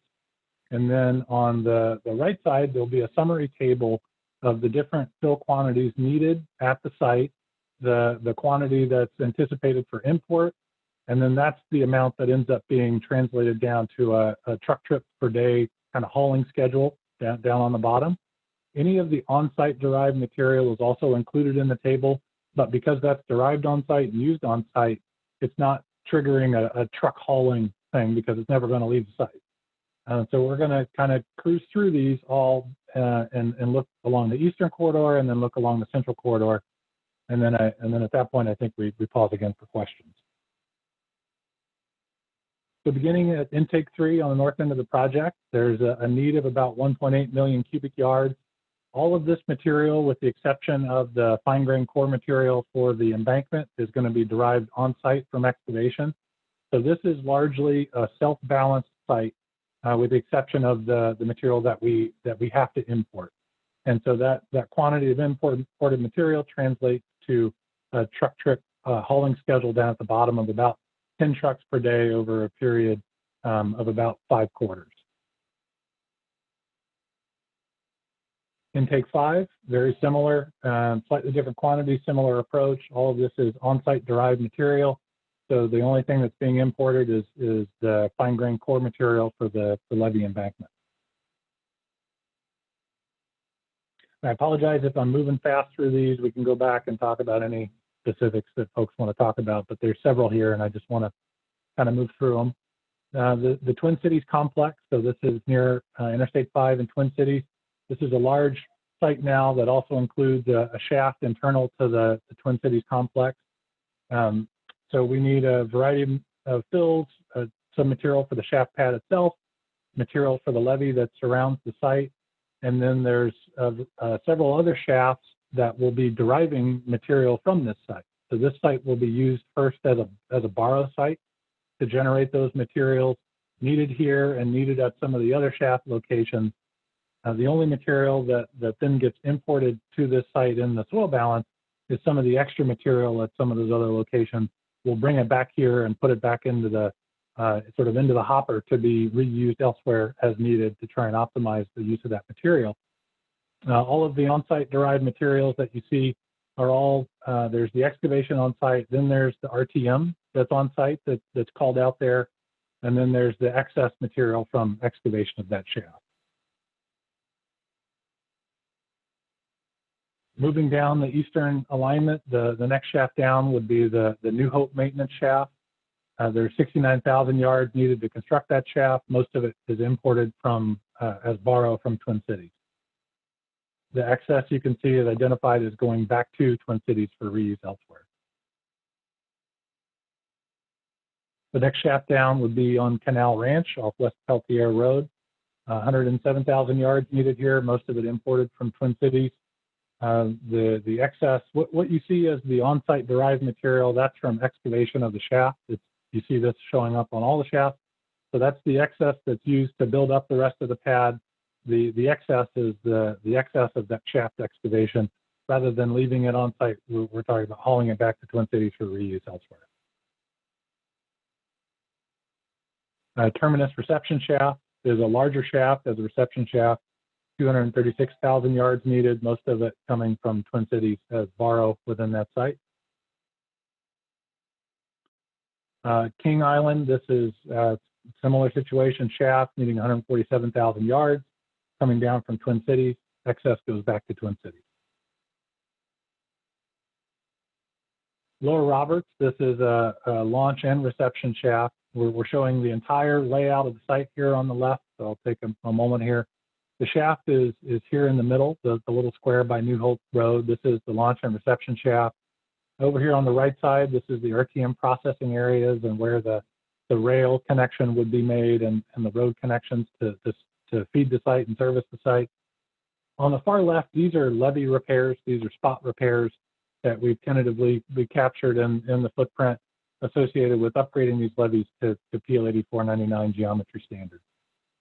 So all the quantities needed for all the work at this site would all be derived on site. So there's actually no import to this site. It's all derived locally. Upper Jones maintenance shaft, this material would come from Lower Roberts. So now we're down past Lower Roberts. So the Lower Roberts site would be the borrow site for feeding some of these other shafts down in this area. Then moving down to the southern complex, we're going to be using the same figure for a couple of slides here. So we've got what's referred to as, well, this is a launch shaft. We're going to initially launch at the pumping plant, but then transition to this launch shaft here about a mile down from the pumping plant. So this shaft needs about 400,000 yards. This would all be derived locally as part of the southern complex excavations and be used to construct this pad here. The Southern Forebay facility needs quite a bit of material. A total volume needed for this site is 8.5 million cubic yards. So this is quite a large facility. But if you look down at the truck hauling schedule, you can see that the only materials noted as being hauled in on truck would be the offsite borrow and quarry material. So this is the sand and rock and gravel needed to finish construction of the reservoir, the riprap and other materials that have to be imported in. And then we've got some surplus material from the Upper Jones shaft that we would bring in here for reuse elsewhere within the project. This is a flag you see, import rail. This would be 980,000 cubic yards of RTM needed to construct the reservoir brought down from Twin Cities by rail. But you can see a lot of this material is derived on site by excavation and by RTM generation. So this is where the vast majority of the material for this site is derived between some of the grading at the site, the early excavations down here at the Southern Conveyance facilities, as well as RTM generated at these sites. That will produce the vast majority needed for this facility. And then we swing around what we need from Twin Cities to make up the difference. Then down at the South Delta Conveyance, this is a self-balancing site, and we have a lot of excess that we'll be conducting as early excavation and hauling that over to the Southern Forebay, but that'll be on dedicated routes over Byron Highway. So no truck traffic will be induced by moving this material from the Southern South Delta Conveyance facility over to the Forebay. In terms of all the logistics, this is really a lot of the early works that's going to be done before a lot of those items that we just went through. These are mostly road repairs and different elements of the logistical components. It's a total of 14 sites that are spread throughout the project area. This would have to be off-site material brought in. It's either road-based, rail-based, that type of material. So it has to be brought in from off-site quarries. And the truck trips that are identified down here, that's the total of all the truck trips that would be feeding all of these sites. So really this would all be split among the 14 different sites distributed across the project. So now we'll go through the central alignment. It'll be a little bit quicker. We have several common facilities that we're not going to go back through again. Those will be intake 3, intake 5, the Twin Cities complex. Those don't change for the central alignment compared to the east. The southern complex launch shaft doesn't change, nor does the South Delta conveyance facility. So we'll begin. Our first facility along the central alignment that we haven't already looked at would be the New Hope maintenance shaft. Similar to the other shafts, this is a different New Hope. There's a New Hope Central and a New Hope East, depending on the corridor. So for this, we need 66,000 yards would be imported from Twin Cities, the extra going back to Twin Cities. Staten Island for the central needs 156,000 yards, again coming as borrow from Twin Cities, and then excess hauled back. Golden Island is very similar to Lower Roberts. So what you're seeing here is in the center, this is the shaft location and the RTM processing area. And then you see the dash lines. These are all the haul routes to get around the site. And then there's a string of spot repairs around the perimeter of Golden Island to get these levees up to PL 8499 standards. This is a very similar look to what the local reclamation district would like to do. And these are really just capturing the effects of incorporating improvements to existing levees for this launch shaft. So the quantities needed for this site are identified both in terms of the shaft pad and in terms of the levee repairs around the perimeter to protect the site. Mandeville is the next site down, and so that's all import material from Twin Cities. Bacon as well, all import material, so none of this is being derived on site, it's all being brought to the site. And then down at the southern forebay, this is the reason we're showing it again. The total need doesn't change, but the balance of these does, because we're using all the available source material and then making up the difference with RTM, and the length of the tunnel drives changes between the central and the eastern corridor. So we have a smaller amount of RTM being generated at this site because of the smaller tunnel drive to Bacon, which means we necessarily have to swing a little bit more material around on rail from Twin Cities to make up the difference. So it's a slightly different depiction of how the materials break out, but the truck trips and imports are the same. Well, I take it back. This is surplus from Mandeville instead of surplus from Upper Jones, but very similar numbers. Logistics, same situation as the eastern corridor, although there is a lot more logistical work required for the central alignment. So if you recall, the quantity here was around 500,000 cubic yards of early work at 14 sites. This would require more than 800,000 yards of import material for those early sites, and it would be a total of 15 sites distributed across the project. So that's the soil balance, and that's all the material I have, Valerie and Sarah. So I think now is another time for questions. Okay, great. Let's get on to comment, please. Yes, Barbara and Jim Wallace have their hands up. Sorry. I didn't quite understand the charts on fully on the truck traffic loads. That is just for this, for the RTM. And I think from what I was reading from last week, what I'm really confused about is when are we going to get to all the sources of truck traffic put together? We did that last session. So you have all of those histograms of all the different types of trucks, but you are correct. This is just the hauling of the RTM or borrow material. Okay, and I apologize. I'll go offline with you. I looked at those and I did not understand that they could identify for me total traffic by place. So let me work with you on that. There's a histogram for every site. Okay. Yeah, sure. Yep, and these are imports only, truck trips. So we're not talking rail and other rail would be the other big way that we're moving material. So this is truck trips associated with those import quantities. And Jim Wallace, Cece, and Anna? Yeah, thanks, Graham. So my question goes to Twin Cities Complex. It's about 640 acres, probably a little bit more maybe. And you've identified it as a borrow area or borrow pit. If you didn't need borrow material, would you still use Twin Cities as a borrow area, do you think? I know it sounds weird, but I mean, is it specifically identified as a borrow area? And the reason I'm going to ask, so I don't mislead anybody, is that if you identify it as a borrow area, I'm pretty sure it becomes subject to SMERA. And I'd like to get that cleared up. And I'd also like to know, to what depth are you excavating? Because you're taking a lot of material out of here. And, you know, maybe if I think about it, normally in a section, what, you got a little over 1 million cubic yards per section at a foot, maybe something like that. So how deep are you going? And Carrie maybe has to answer this, or somebody else. Is this going to be subject to SMERA? So I'll answer a couple of those, Jim, but I probably won't. I won't answer the SMERA. I don't know the answer to that one.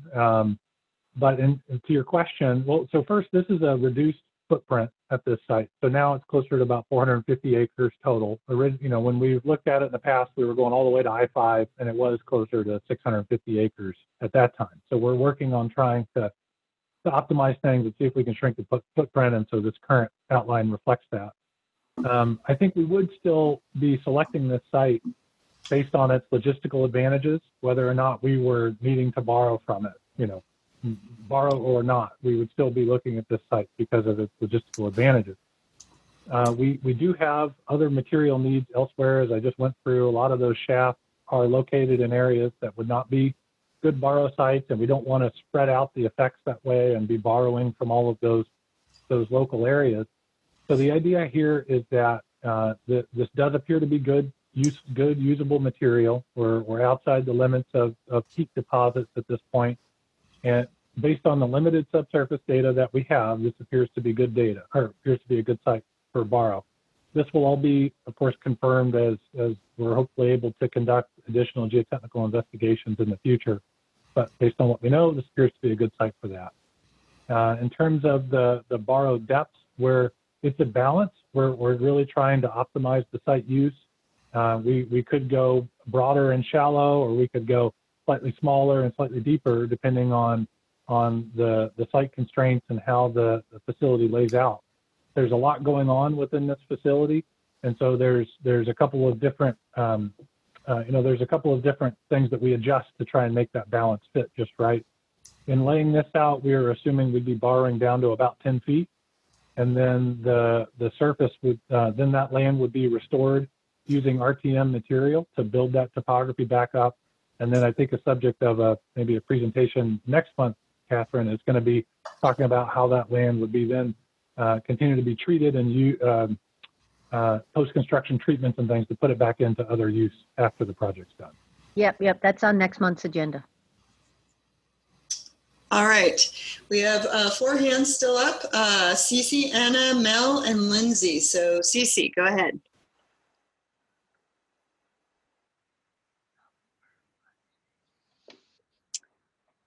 Cece, you're muted still. There you go. Sorry. First of all, I'd just like a little clarification from Jim, his statement. What is SMERA? You want me to answer that, Barbara? Look,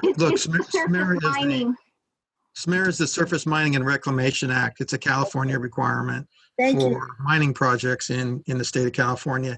In this case, it would be administered by Sacramento County. Surface Mining and Reclamation Act. Reclamation. Thank you for that. I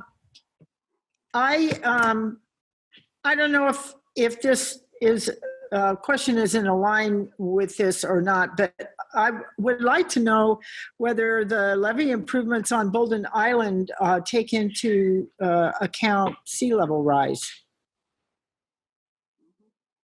So that's a good question, Cece. The projections of sea level rise, I mean, it would depend on the construction phase, or it would depend on the construction timing, right? Because sea level rise is a time-based function. The levy districts, the districts themselves have that challenge to keep up with, and they're going to have to continue to do that. What we've plugged in now is just evaluating them against their commonly used design criteria, which is a 100-year return period event. I haven't included sea level rise into those, but it's certainly something that we could continue to talk about. Again, as the project progresses and takes shape down the road, it would be something to coordinate with the reclamation district, because to me it would seem unfair to assume that the RD has done nothing between now and project construction to raise those levies. And if I account for all of those quantities and construction costs or construction impacts, then that's what that would assume. So I'm assuming a current 100-year water surface elevation and evaluating those geometries. But I think that's something that would continue to get discussed down the road. Okay, thank you. Perfect. And thank you for asking about the clarification for SMERA. So very helpful. Thanks, Cece. Anna, Dr. Lytle, and Lindsay Liebig. Anna Swenson, go. So when I'm looking at this, my very first thought is air quality. We enjoy pretty good air out here in the Delta. I certainly hope that that's going to be a topic of discussion. But one of the things I'm wondering about is, what are you going to do with all the water that comes out of these, these sites? Are you intending to use the sloughs that already exist? Like, how is that all going to work? How are you going to deal with the massive amount of water that will come out along with the tunnel muck? And then who owns that land at Twin Cities? Is that DWR owned land? And if it's privately owned, what's your plan to obtain it from a privately owned individual? Hey, none of those questions are related to this presentation, so let's record them into the database and then we can answer them as part of the Q&A process. Okay. Thanks. Perfect. And then we can delve deeper accordingly. So yeah. Dr. Lytle. Certainly we can, if there's, we'll add some of those topics into a future SEC meeting, for sure. Great. Even who owns the land? That's coming up. Okay, Dr. Lytle. Thank you. For one that's familiar with that location along the Twin Cities Road, I used to farm a portion of not that specific property, but just to the east. That location is historically rich in mountain relic clays. And so as a quarry material, you may want to investigate that a lot closer as a preferred site. Those mountain relic clays, they extend well to the depth that you're actually estimating to 10 feet. So that's something you should look at very closely. Other question. Thank you. Okay, sorry. That's a very good point, Dr. Lytle. I appreciate that. And we'll certainly have to evaluate the site conditions and compare it against the specs that we had in the earlier presentation, because I think what you're referring to would be expansive clays and whether they would be suitable as fill material. So I appreciate it. Absolutely. Yeah, it's a shrink swell clay area that you'll have to take particular attention to.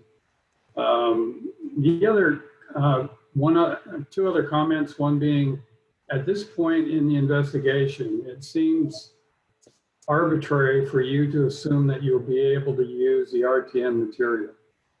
And just because of the lack of geotechnical work that you've done on the eastern alignment, any types of additional quality issues that may come up, that type of thing. And so when you're doing your analysis, it would assume logical to me that you would do the calculation based on the use of RTM and without the use of RTM at this point, because otherwise you've just got unreliable numbers and estimates that don't make any sense at all.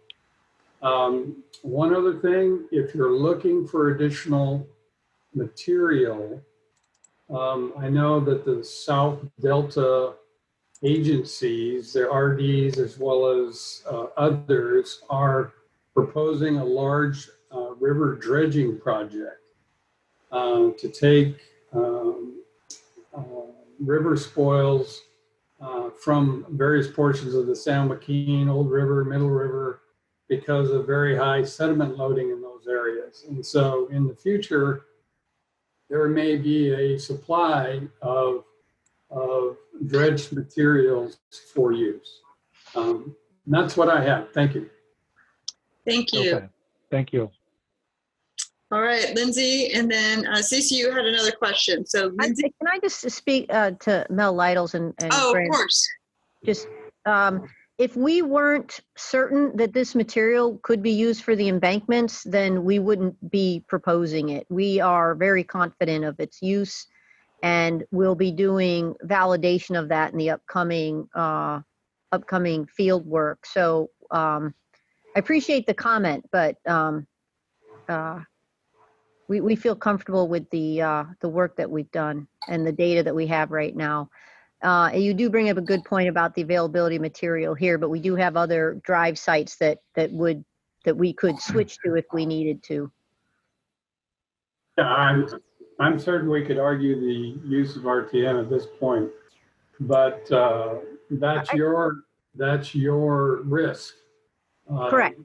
It's a risk that you definitely have to weigh very closely, particularly with the lack of information that you have at this point.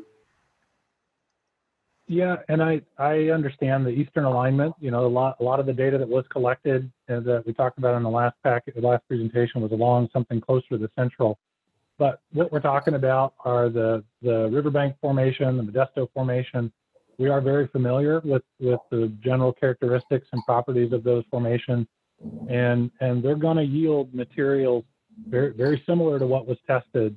You know, those along the central alignment, they were below the more recent alluvial deposits and the PD deposits. They were getting down into those consolidated riverbank formation materials, and we've conducted many investigations associated with a range of projects, and the consistency that we find in both members of the Modesto as well as the riverbank indicate to me I'm expecting to see very usable material there. But I do acknowledge that there's not the same density of information over there available to us right now, but I do hope that will be coming, and we'll be able to validate some of these things. Okay, Lindsay. Yeah, I agree with Dr. Lytle. I mean, I've shared my concerns that I'm nervous with about the use of the RTM as well and the viability of that. So I won't berate that point. The one thing that, you know, just looking at this Twin Cities complex, for example, you know, a lot of these, I know you've said you've shrunk footprints and this and that. You're still taking a lot of land out of production, even though it's not in the highlighted yellow area.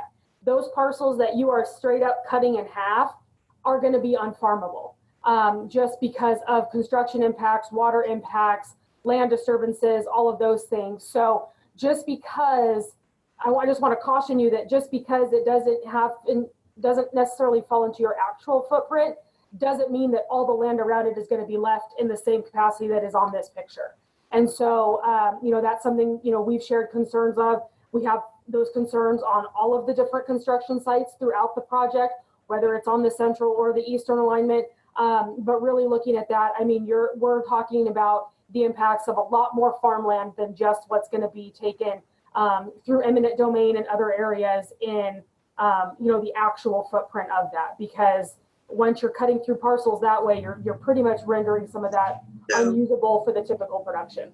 So Lindsay, that is one of those really good, I think, SECReport comments in terms of the extended impacts. And I don't know that we can address that here, but I will definitely log it and ensure that we're including that in the discussion as we work forward with logistics. I totally understand that, and we'll put that in SECReport comments. My thing is for the conversation that we're shrinking the footprint to reduce the impacts in this discussion, that's not always true. So I don't want to have that comment made, but other parts, yes, is very SECReport related. All right, I just want to make sure that when you make anybody makes those comments, it's like, oh, please make sure that it's included in the SECReport discussion. That way, you know, absolutely, it doesn't miss. All right, those are all of our comments thus far. If you have any other questions or comments, please do email them over. We'll include them in the Q&A matrix that is consistently circulated. Again, it was in your packet and emailed to you. It's also on the website. We have a cumulative document, and we also have the document from the last meeting. And so with that, you should perhaps get to Anacita if she's ready, do you think? Yeah, there you go. Yes. Okay, Anacita, now we're hoping that you're able to join us.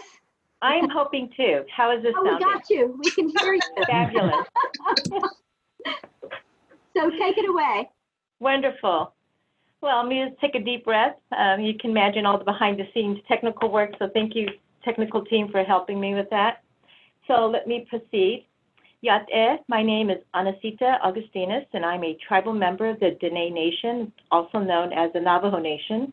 I have been at the Department of Water Resources for over 13 years, and as a tribal policy advisor, I am delegated the responsibility to facilitate tribal consultation and tribal engagement on DWR program and projects. And thank you for this opportunity, and we'll be presenting a tribal consultation update on behalf of the Department of Water Resources. And we can advance, please. Briefly, this is an overview of my presentation. I will be discussing and clarifying what is tribal engagement in the stakeholder engagement process. I will cover the tribal consultation policies mandated by the state of California, and that will follow with a discussion of AB 52 and the effect COVID-19 has on the consultation process. At the end of my presentation, I have provided additional resource slides, which we don't have time to go into the detail, but they're there as a resource with some links that you can find some additional information. Advance, please.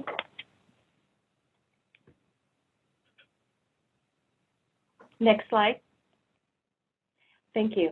DWR is committed to proactive and meaningful engagement with tribes who are interested in the Delta Conveyance Environmental Planning and Review. I wish to take this time to acknowledge that there are 2 tribal representatives on the SEC. I also wish to acknowledge the recent election of SEC member Jesus Tarango Jr. as chairman for Wilton Rancheria. Mr. Chairman, if you're on the line, I want to thank you for your commitment of time to this committee, and to Representative Melissa Tayaba from Shingle Springs Band of Miwok Indians for your role on this advisory committee. As the lead state agency for the Delta Conveyance Program, DWR is engaging with tribes in accordance with state consultation policies and in accordance with Assembly Bill 52, and it'll be commonly referenced as AB 52. It is well known that the Delta is an area of great importance to the residents of the Delta. Prior to California statehood, this land was occupied by Miwok, Maidu, Nishinan, Patwin, and other local tribes. The current concern of tribes and why they wish to be engaged is based on their traditional use of this land, areas of interest, and the protection of tribal cultural resources. And that is an area that you can see and probably have heard in reference to as ancestral land. Tribal sovereignty is the recognition that there is a difference between a public engagement process, the traditional stakeholder process versus government-to-government interaction. As sovereign nations, tribes are not a public entity, and specific engagement is required to achieve meaningful consultation, which is guided by federal and state consultation policies. This particular body is a public agency, and your stakeholder engagement process is a public process, and all information is to be made publicly available. It is through government-to-government consultation that confidential information will be shared and discussed between tribes and state and federal lead agencies. We do encourage tribes that we consult with to also engage in the public process, and indeed the public scoping process for this project did include the voices and concerns of many tribal citizens. Advance, please. As many of you are already aware, Governor Newsom issued Executive Order N-1019, and the Water Resilience portfolio followed shortly thereafter. This executive order essentially began the new planning process for Delta Conveyance. It also set in motion that a state or local lead agency will be required to offer Native American tribes with an interest in tribal cultural resources located within their jurisdiction the opportunity to engage in government-to-government consultation with state and local agencies preparing SECRA documents. The state consultation policies are further defined in Executive Order B1011 and the consultation policies of California Natural Resources Agency and the Department of Water Resources. As I mentioned earlier, those specific policies and links will be appearing at the end of the slides as resources. Assembly Bill 52, commonly referred to as AB 52, is the SECRA amendment, which further clarifies the role of tribes in the SECRA process, and it recognizes the tribal sovereignty of California tribal governments. It also recognizes that California Native American tribes have an expertise with regard to their history and practices and the importance of incorporating tribal knowledge into the government analysis for the protection of tribal cultural resources. Next slide, please. As the lead agency for Delta Conveyance, DWR issued a notice of preparation under SECRA in January of this year and therefore began AB 52 tribal engagement. I wish to point out that AB 52 consultation did not occur during BDCP, the Bay Delta Conservation Plan, and California Water Fix, due to these projects predating AB 52, and therefore they didn't fall within the statutory timelines of AB 52. Prior to the AB 52 notice of preparation for Delta Conveyance, this past fall of 2019, DWR began an early process of informational meetings after the release of the Water Resiliency Portfolio, and we convened pre-AB 52 meetings for tribes to provide them updates on the Delta Conveyance. Next slide, please. AB 52 applies to all California tribes and all SECRA lead agencies. And when I say all California tribes, the definition that is commonly referred to under AB 52 is federally recognized tribes and non-federally recognized tribes. If a tribe wishes to participate in AB 52, it must submit a written request to the lead agency requesting notification of proposed projects in their geographic area that is traditionally and culturally affiliated with the tribe. The lead agency then shall begin the consultation process within 30 days of receiving a California Native American tribe's request for consultation and prior to the release of a negative declaration, mitigated negative declaration, or environmental impact report. Next slide, please. Tribal cultural resources are defined in AB 52, and this slide provides the definition pursuant to statute under the Public Resources Code. We also refer to these tribal cultural resources as TCRs. They are significant to local Native Americans and they represent their cultural values. TCRs reflect the indigenous human history of California, documenting over 10,000 plus years of existence prior to European contact. And TCRs provide a factual explanation of tribal habitation and life in their lifeways prior to European contact on their ancestral land. TCRs also recognize that a bond continues to exist between present-day tribal descendants to their sacred places and sites, no matter how old or small in nature. And finally, most important, is these cultural sites and resources continue to have religious and ceremonial significance and are still in use by Native American communities to this day. So I really just want you to reflect upon this formal definition of a TCR, where it does say that it's a site, a feature, a place, a cultural landscape, or a sacred place or object with a cultural value that is eligible for inclusion in the California Historic Register. And when we're talking about tribes, as I mentioned, there's no distinction between federally recognized and non-federally recognized tribes. Any consulting agency is required to conduct a search list through the Native American Heritage Commission, as well as have maintained a response list on tribes who proactively must file a notice of AB 52 consultation with a state agency that they wish to consult with. Advance, please. Since the release of the Notice of Preparation in January 15th of this year, we sent project notification letters out to 121 tribes within the statutory Delta, the Central Valley Project, and the State Water Project service areas, and upstream of the Delta. These tribes were informed of the availability of the Notice of Preparation and were given an invitation to consult with DWR either through AB 52 or through DWR's Tribal Engagement Policy.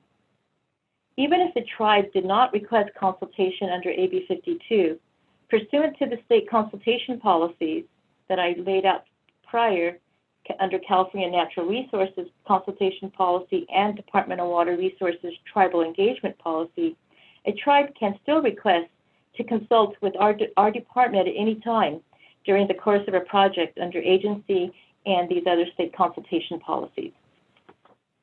Advance, please. This slide shows the current list of tribes in consultation on Delta Conveyance. There are 8 tribes who have requested AB 52 consultation. DWR was in the process of scheduling meetings when COVID-19 shut down state and tribal governments. Many tribes, like the rest of the state, are slowly reopening, and DWR is currently working with many on this list to continue with scheduling next meetings. The tribes listed on the right column are tribes who have requested consultation with DWR under our tribal engagement policy, and those consultations are proceeding as non-AB 52 consultations. Next slide, please. As I mentioned earlier, after Executive Order N-1019 and after the release of the Water Resilience Portfolio, DWR began scheduling pre-AB 52 meetings to keep tribes informed of Delta Conveyance. We convened meetings in September and November, and we assisted in the development of a Tribal Engagement Committee. The Tribal Engagement Committee is formed from an independent body of tribes from the Delta who meet monthly, and those meetings are convened by Shingle Springs Rancheria. DWR has been invited to provide technical assistance and remain in an advisory capacity at these meetings. We continue to be available to assist the Tribal Engagement Committee with providing future presentations on an invited basis. Aside from the Tribal Engagement Committee, Department of Water Resources intends to schedule quarterly informational update meetings for tribes. We anticipate scheduling regional meetings to be scheduled throughout California and at the invitation of various tribal entities at their governmental meetings. Next slide, please. COVID-19 has caused tribes to close their reservation boundaries and close their tribal economic businesses. DWR began receiving letters from tribes in April requesting to formally pause all consultation meetings due to COVID-19 and the hardship being experienced by tribal governments, and specifically pause consultation under Delta Conveyance. In response, Governor Newsom issued Executive Order N-5420, which did provide a 60-day extension for 60 days, and that was to be applied to SECReport projects and consultation. But that was effective as of April 22 of 2020. This executive order did not apply to the Delta Conveyance consultation process, which was not paused by this executive order. So, so basically, the executive order does not require a pause if consultation has already begun and notifications for the Delta Conveyance project preceded the effective date of that in 5420. And the last slide, please. So I want to thank everyone for your time, and especially to IT for allowing me to participate today. I'm happy to answer any questions. I'm also available to return back to this committee to provide supplementary updates as you deem necessary. And I wish to say ahehe, thank you, and I'll remain online for questions. And as you want to just go ahead and scroll through the last couple of slides and just pause for a second or two, you can take a look at the resources that I provided there on the policies that I spoke about, and you can go directly to that. And you'll also see more details on the executive orders that were mentioned in the slides, what those executive orders mean and how those are effective and specific to tribal government. The PowerPoint will also be, it has been distributed, will be distributed, and will be posted on the website. So you can, if you don't catch that information now, thank you so much, Anacita, for including it. You can catch it afterward on the website. Good, important information. Are there any questions related to this topic? I know that there's been a lot of discussion. Okay. Any comment? We have Cece Giacomo who has a question. Go ahead, Cece. You're muted, Cece. There you go. Sorry. It's not a question. I would like to strongly urge Anacita to remain engaged in this process. I am deeply disturbed at the plan to defile the ancestral burial grounds. There doesn't seem to be much interest being paid to that, and that's just horrific in my opinion. I hope that this issue is addressed and remains in the view of everyone. Thank you. All right. Is it pronounced Giacomo? Giacomo. Giacomo, thank you for that, Ms. Giacomo. I would like to address that comment just briefly because the engagement with DWR is pursuant to statutory guidelines, and as I mentioned, tribal sovereignty is an issue, and sometimes members of the public may not be aware of what's going on in these government-to-government relations and consultation process. But I definitely will remain engaged and at the request of your convening body, provide updates as necessary. And I thank you for raising that issue. Okay, are there any other questions? All right, I think we're good. Again, if any questions arise, please go ahead and email them and we will include them in the matrix. Anacita, talk about a ramp up, and of course, your presentation was awesome, so thank you so much for that. Thank you, it's my pleasure. That's great. Now I think we're moving on to 5C, is that not correct? Yes, ma'am. Okay, then it's critical really that the SEC members see how their work is impacting the design and engineering of this project. I know sometimes you say, hey, listen, we've suggested this or suggested that. What impact do we have? So I'm going to ask Catherine to please introduce that discussion, and that is crucially important to all of us. Okay, thank you. Take it away, Catherine. Sure. So today, Phil Ryan, our engineering manager, is going to do a presentation of some of the siting changes that we've made over the last few months as we receive comments from you all regarding the location of facilities. And we plan on trying to make this a standing item as we move forward, as we solicit feedback and things change, that we can show you the work that's been done. So this one's mostly focused on siting. Go ahead, Phil. Good afternoon, everyone. Hopefully you can see me and my slides are showing. So as Catherine mentioned, we're going to give you an update on a few of the siting changes. Get my advance button to work here. So we've got 8, there's 10 slides, but it's 8 siting changes I want to talk about here today. The last 3 are interconnected quite a bit, so they kind of go together, and we'll go through each one of them. I would be happy to entertain questions, but if we do it after each one, it'll take too long, so we'll do them all at the end, so write them down. So the first item is to shift the Glanville shaft onto the Twin Cities site. So the original plan was to put the shaft where you saw it slide over from there, about a mile away from the west of the Twin Cities site. And then we're going to have a conveyor system to move the RTM from the shaft site over to the Twin Cities site. And that way it would be processed there and loaded onto the railroad facilities to be hauled off site, or it would be dried at that site and that kind of thing. And it also included the heavy truck traffic to deliver the tunnel liner segments right to the site. So it'd be stockpiled on the Twin Cities site and then moved back and forth on a daily basis to feed the actual shaft site. So the updated plan was to shift that shaft onto the Twin Cities site. So this does increase the tunnel length about a half a mile, but it has some offsetting benefits.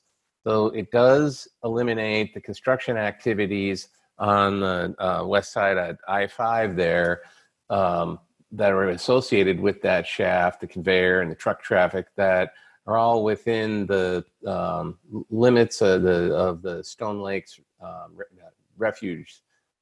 So again, we've moved the facilities out of the Stone Lakes refuge area to help reduce those overall impacts. The other significant issue is that it eliminates the need for a new I-5 bridge.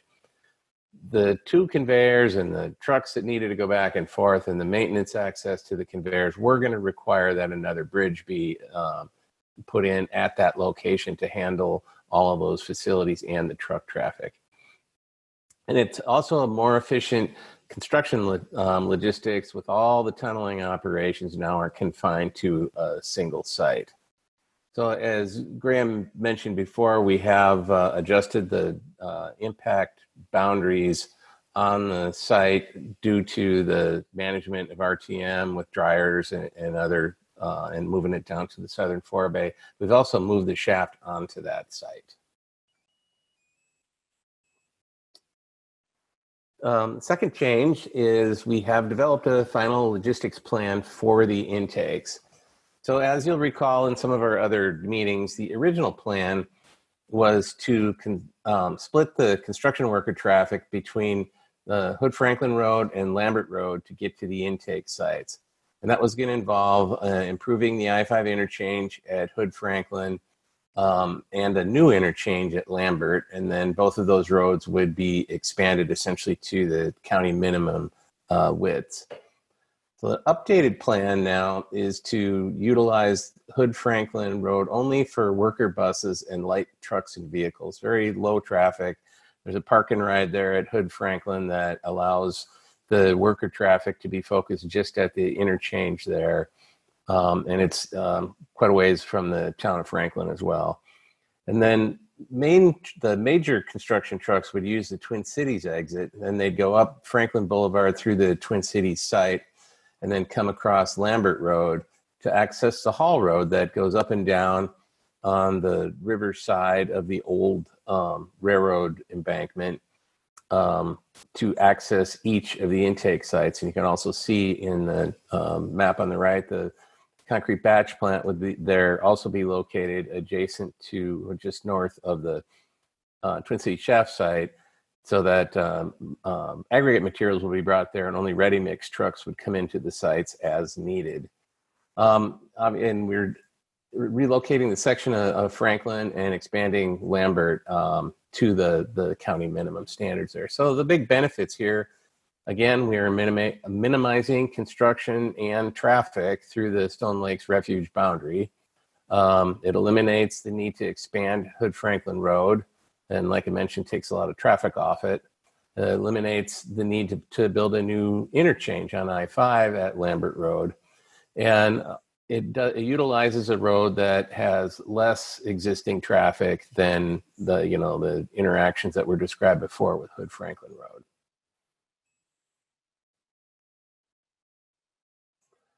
The third change is to eliminate the barge landing on Bolden Island. So the original plan was to have the barge landing on Little Potato Slough in there for the transport of the tunnel liner segments by barge to the Bolden Island launch site. So the updated plan is to remove the barge landing eliminated from the project, and widen Highway 12 from 2-lane to 4 lanes from I-5 to a new interchange on Bolden Island with that construction exit and down to the site. And that would also include expansion of the existing Potato Slough Bridge. And in lieu of barging in the liners, we would truck them in.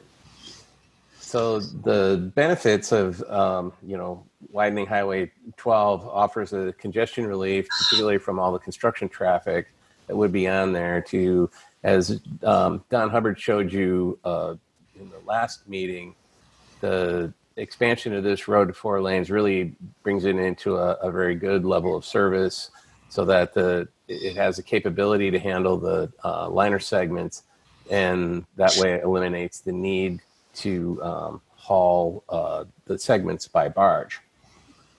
And, obviously the road is a permanent infrastructure asset for the region. And, as we've talked at these SEC meetings before, the elimination of the barge landing would avoid that river traffic near the bedrooms and associated areas in the Delta.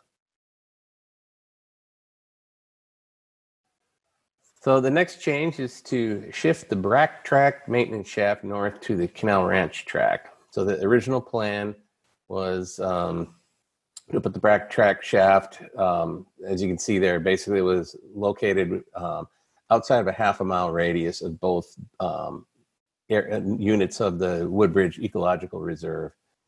In consultation regarding the proximity of that site to the reserve, the shaft is moved approximately 1 mile north of the northern boundary of the Woodbridge Preserve, which keeps it from being in between them, as it was cited there for the terrestrial species use between those two sites, and actually brings it up to a site with much better road access. So again, the benefits are moving the shaft away from the ecological preserve.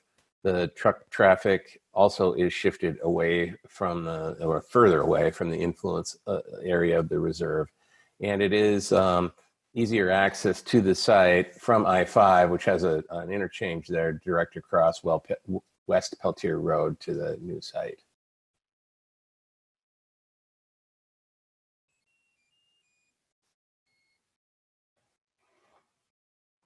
So while we're on the subject of eliminating barge landings, we have also eliminated the barge landing at Lower Roberts. The original plan was to have a shaft site that had a rail spur and barge landing on the San Joaquin River for the transportation of the tunnel liners. So the updated plan is to eliminate the barge landing and the associated roads that went directly to the barge landing itself, and transport the tunnel liners to the site via the proposed rail connection. We didn't really need both connections to the site, so removing the barge landing was conducted as part of this change. So one of the benefits here is some of the pathways through the area, as you see on the right side of the slide there, were in some aquatic and terrestrial sensitive areas. So, and we get away from barging in the river. And then we have basically a reduced construction impact. This is not the new layout of the site. Graham had it in his site. And as we develop a more detailed map, I'm sure we'll be showing that to you in future SEC meetings. So the site has gotten a little bit more efficient and with lower impacts along the river.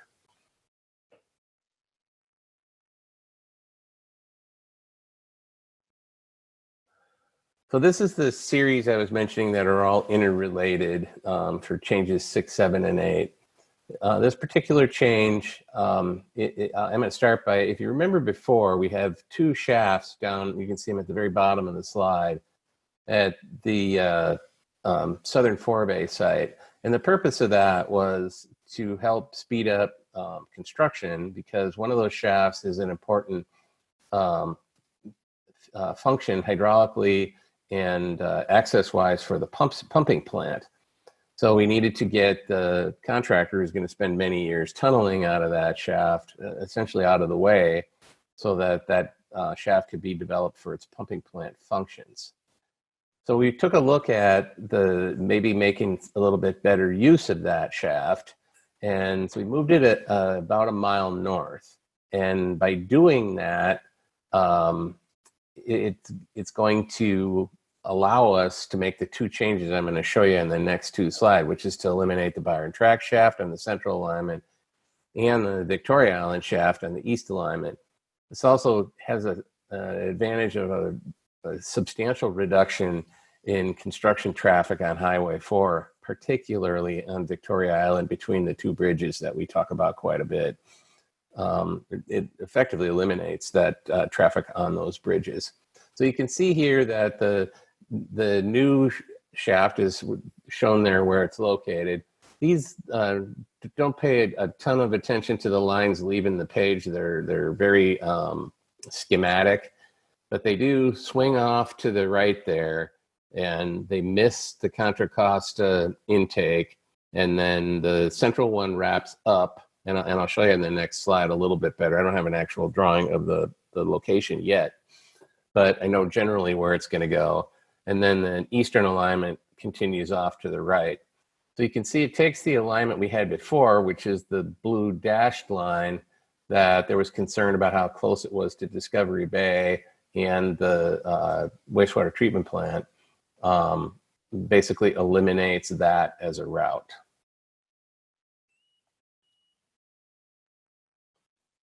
So basically that's the shaft on the right that was on Byron Track adjacent to Discovery Bay. So that shaft is gone.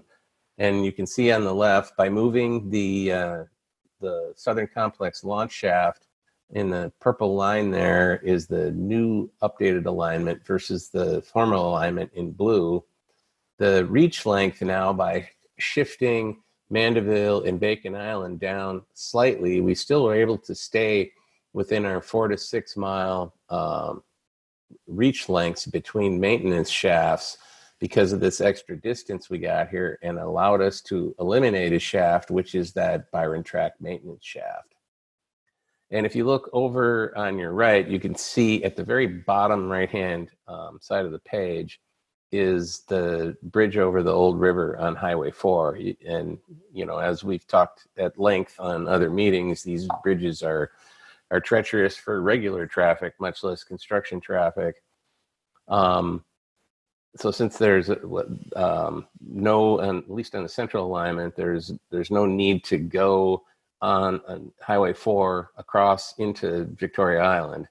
And also, just to get a perspective, we'll show you a better tunnel alignment in future meetings, but the tunnel is actually to the right, kind of along the edge of the page, so it's that much further away from Discovery Bay.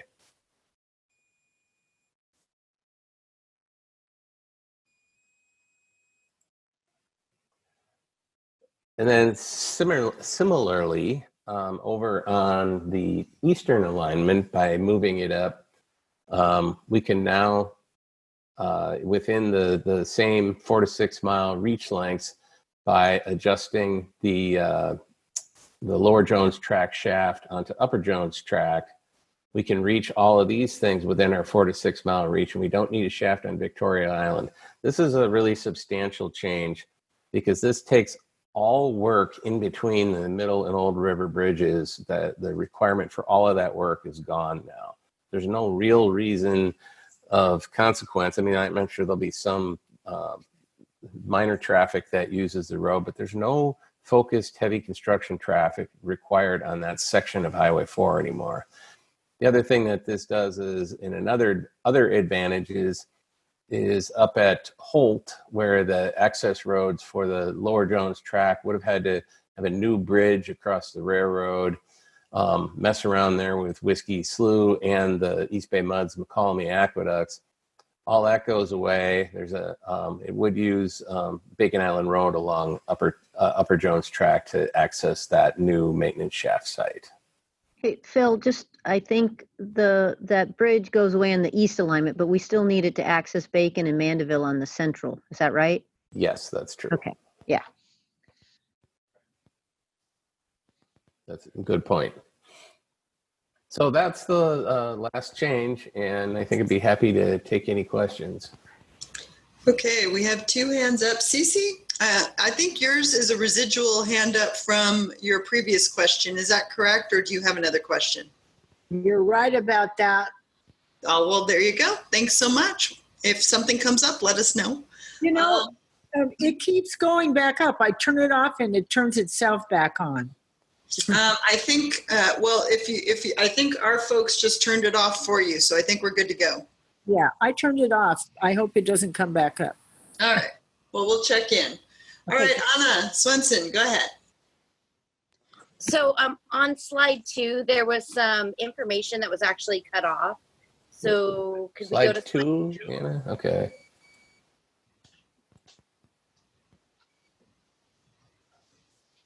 I assume Sorry, item 2. With the little Item item 2. Okay. where it says Lambert Road improvements. What is the end of those sentences? Oh. This is really important for the constituents in the North Delta. And so it would be really helpful if this slide is very clear. It appears that it's been kind of chopped a bit. No, that's just the grade back scaling there. We'll get in the, what gets launched tomorrow, it'll be fixed. What is in here is exactly what was in the last month's presentation for that box. Okay. So we'll address that. Yeah. If someone could send me this slide in particular with that fix, that would be great. Yeah, this is just a conversion from PowerPoint to PDF issue. Got it. I would like to give this to the folks that are in that area. So if someone could send me this specific slide. Sure. We will. Wonderful. Nice catch, though. Thank you for catching that. It got past us. All right, Peter Robertson.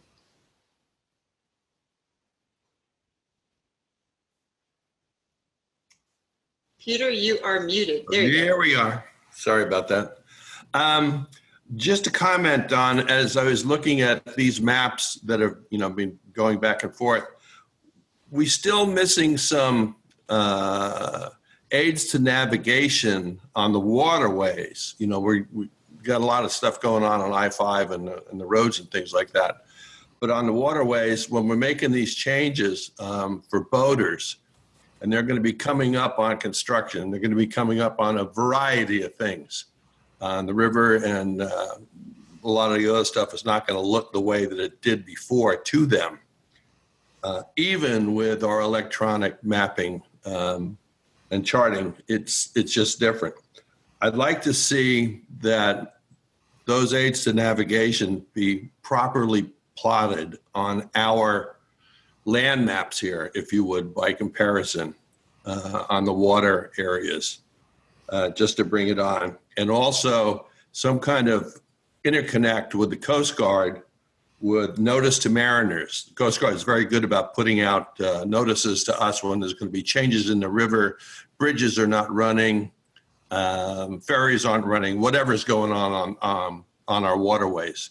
And we need that information. This is going to be going on for a long period of time, and you're going to change the old timers like myself, who've been around for a long time, to the newbies. All right, and they're going to need this information. That would be greatly appreciated if you look into that aspect. Thank you. Good point. Thanks, Peter. All right, David Glaske, Jim Wallace, and Mike Moran. David Glaske.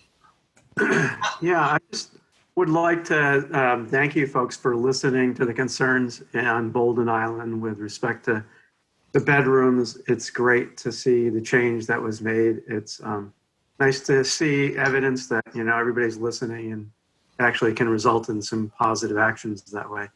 And also with respect to Highway 4, I think it's great the changes there to reduce the challenges that people have in that area. So that's all I get to say. Thanks. Thank you. Thank you for that comment. Jim Wallace. Hi. It looks like this is the first time that the tunnels will go under I-5 if you move the Twin Cities, the Glanville shaft to the east. So I'd like to understand about where the tunnel is going to cross under I-5. It does it twice, obviously. And then the other thing I'd like, maybe you can just tell me this now, is how high, what's the height of the crane going to be at that location? Just curious. So Jim, you can see the revised slide. The tunnel kind of comes in a little north of Dearson, crosses I-5, and then swings down and kind of heads back in a straight line.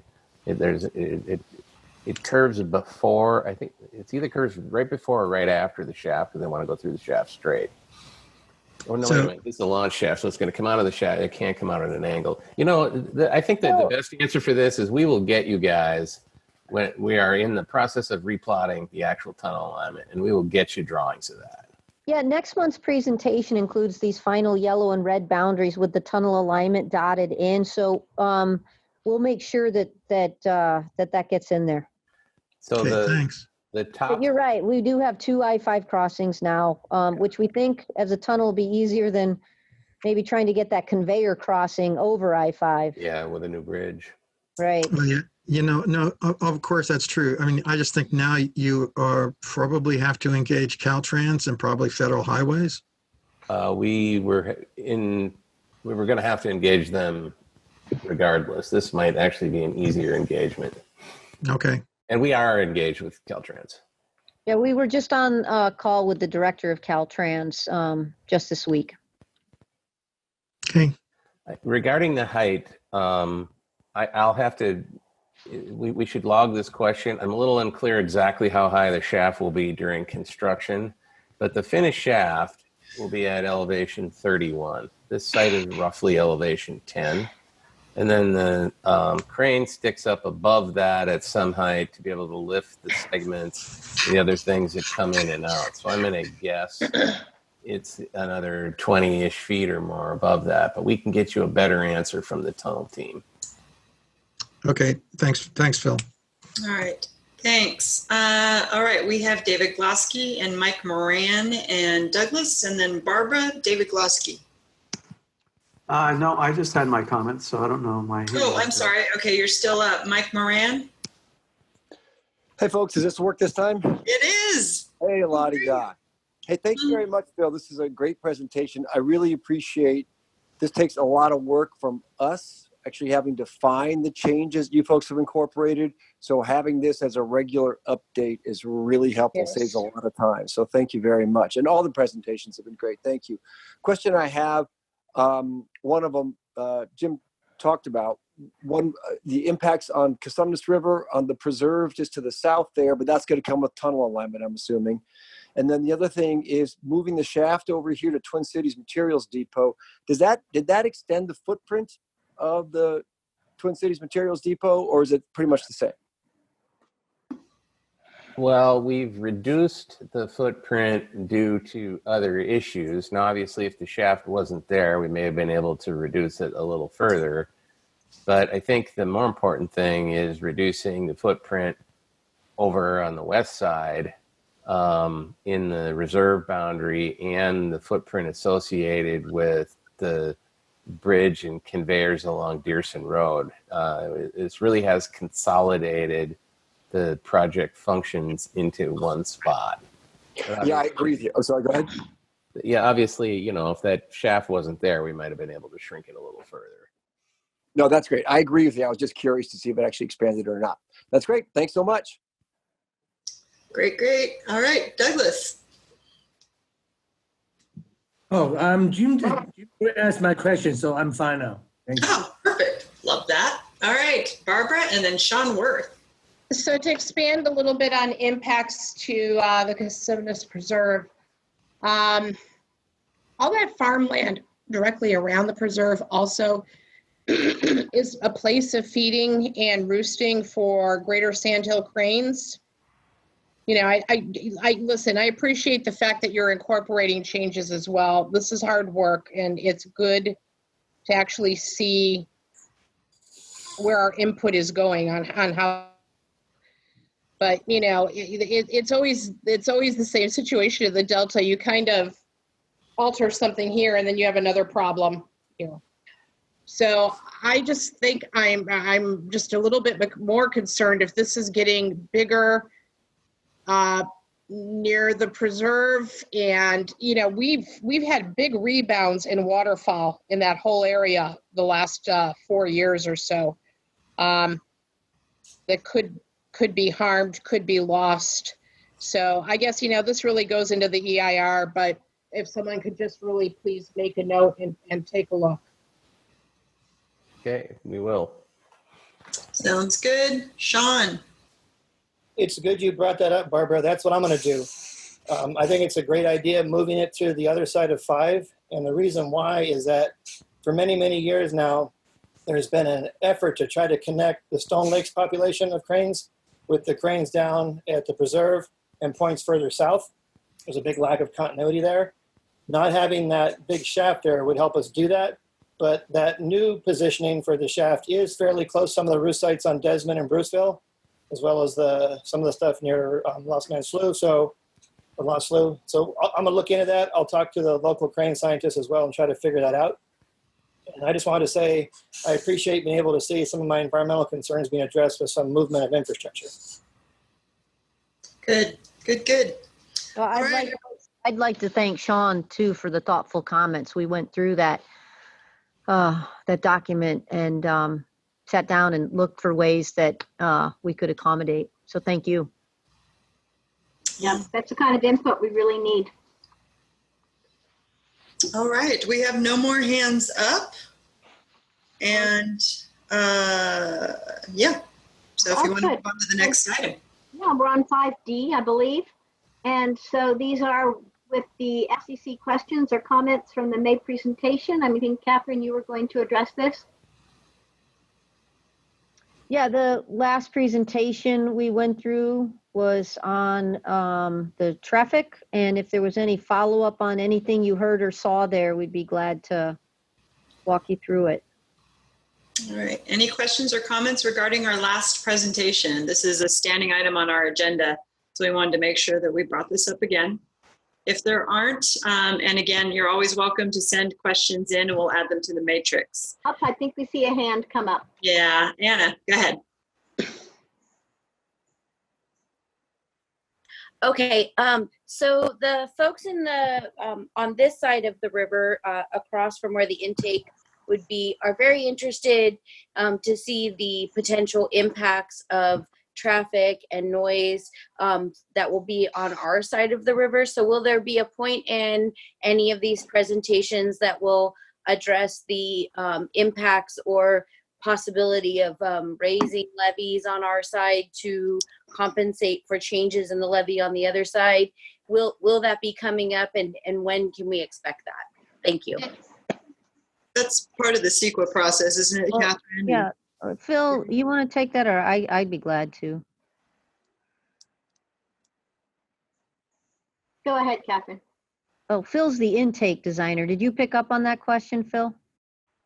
I mean, you've seen what we plan to do. You've seen the footprints, the yellow footprints. You haven't seen any construction on the other side of the river because we don't anticipate any. We don't anticipate any traffic up near Clarksburg on the other side of the river. Access to these sites will come off of I-5. So. Sorry, but my mic went out for a minute there. I was trying to jump in. Oh, I thought you were abandoning me there. No, I was talking and I could see the little mic going up, and then it got this weird red X across it. So, so I unplugged it and plugged it back in, and it seems to work. All right, go ahead. So right now, there is no planned work on, excuse me, the Clarksburg side of the river. The flood impacts analysis we've done to date, which we will enhance to better modeling, shows essentially insignificant impacts that the intakes are making to flood levels in the river. So there really is no need to do levee work along the river upstream of the intakes. And then so being no construction, I mean, there's really only a bridge across at Freeport and Walnut Grove. There's really no reason for construction traffic to go over on the other side. The only thing I can see And any real way that there would ever be any associated traffic would be in an emergency if somebody needed to use the Clarksburg boat launch for something that might be taking place in the river. Not for emergency access, not for emergency construction work. Okay. So what you're saying is there'll be no impacts regarding traffic on the Clarksburg side or construction. There will be no construction impacts on the Clarksburg side. There will be no construction traffic allowed on from Yolo County to the site. It will come from I-5. And will you study noise impacts to the communities on the other side of the river also? That is on the agenda for next meeting, is to talk about work that we've done at the intake location since we last talked about them, I believe back in early January. So we've been working on some changes there that we'd like to present. Yeah. Okay, great. And noise impacts are absolutely a subject of the environmental analysis. Okay. All right, Barbara. So going back to the traffic, because this is what I was trying to get at earlier, Catherine, I understood the materials that were put out. My problem isn't looking at things and figuring out truck traffic per se, per location, per shaft, per construction site. My problem is on the other side of this is the sourcing of where it comes from.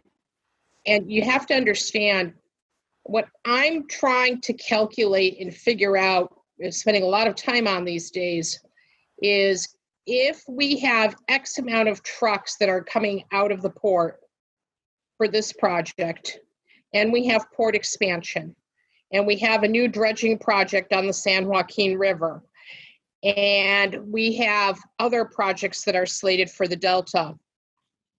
I'm trying to put together a total number comprehensively for the community so that we are pursuing the correct funding and measures for mitigation for the community total coming out of there. And I can't necessarily get that from the port. I have to sit and piece together projects. So where I'm kind of lost with this is I'm really trying to figure out what that number is so that I am looking at and pursuing proper mitigation for the urban community at this end of the Delta. So Barbara, I think the best way to deal with that is you missed Don's presentation, but maybe you watched it. I mean, he's got a model that shows where the traffic is coming from and how it's loading up the highways. I think the best thing to do is we record your question and then Don gives you the specific, model runs for a particular location or road that you're looking for. But really in the Stockton area, you're looking at, we can't tell you now how much is going to come out of the port. Obviously, we haven't bought anything yet, so we don't know where it's coming from or how it is necessarily getting there. But we do know that certain deliveries to get to certain sites need Highway 4 or Byron Highway. Right. So yeah, what we can do, the best we can do is walk you through the assumptions and then show you the model results in points in time. We'd be glad to do that. I couldn't put it all together. And the other thing is, even if you give me a range for what it is I have to do with the rest of the world, that would be helpful. So let's see what we can do. I mean, that might take just a conference call with Don for you to understand how his model works specifically. Okay. Yeah, they'll be glad to help with that. All right. Thank you. You're welcome. All right. So no other questions or comments. I think we're okay. Palmer. Then we are ready to run on to 5E, which is the public comment. And what we're going to do with that, I'm sorry, it seemed to sound a little weird because I just had to plug in my system. So I've got Ms. Martinez, I do believe we have several public comments. So if you would take those and the speakers, just to remind you, we will have 3 minutes per speaker. Please be aware that you will be muted after 3 minutes to maintain parity for all speakers. So please continue. All right, our first speaker, I'll tell you who they are so you guys can get ready. It's Deirdre Desjardins, OSHA Missouri, and Gia Moreno. So we're going to start with Deirdre. If you're ready, please get rolling. Yeah, I just wanted to comment. Sea level rise is expected to be median 1 foot by 2050, and the high projection is up to 2 feet. So I was really stunned to hear that where you're doing levee improvements, you're not considering sea level rise. And I also haven't seen any analysis of, for example, the performance of a tunnel shaft mound on Bolden Island if the levees are overtopped. It's, as you know, an average of 17 feet below sea level. So there's would be quite a lot of wave wash on that mound over time, and I don't think the dirt's gonna stay there. So, you know, at the very minimum, you're gonna need riprap on the outside, and I don't see those kind of considerations in the design for the central corridor. I think if you consider sea level rise, I think the eastern corridor makes more sense, but I absolutely would not count on the project being completely finished even before, you know, by 2040. There can always be delays, and sea level rise this project is supposedly being constructed to deal with sea level rise. And yet you're not even taking into account in the design. And there's issues with levees throughout the Delta, but particularly where you have facilities.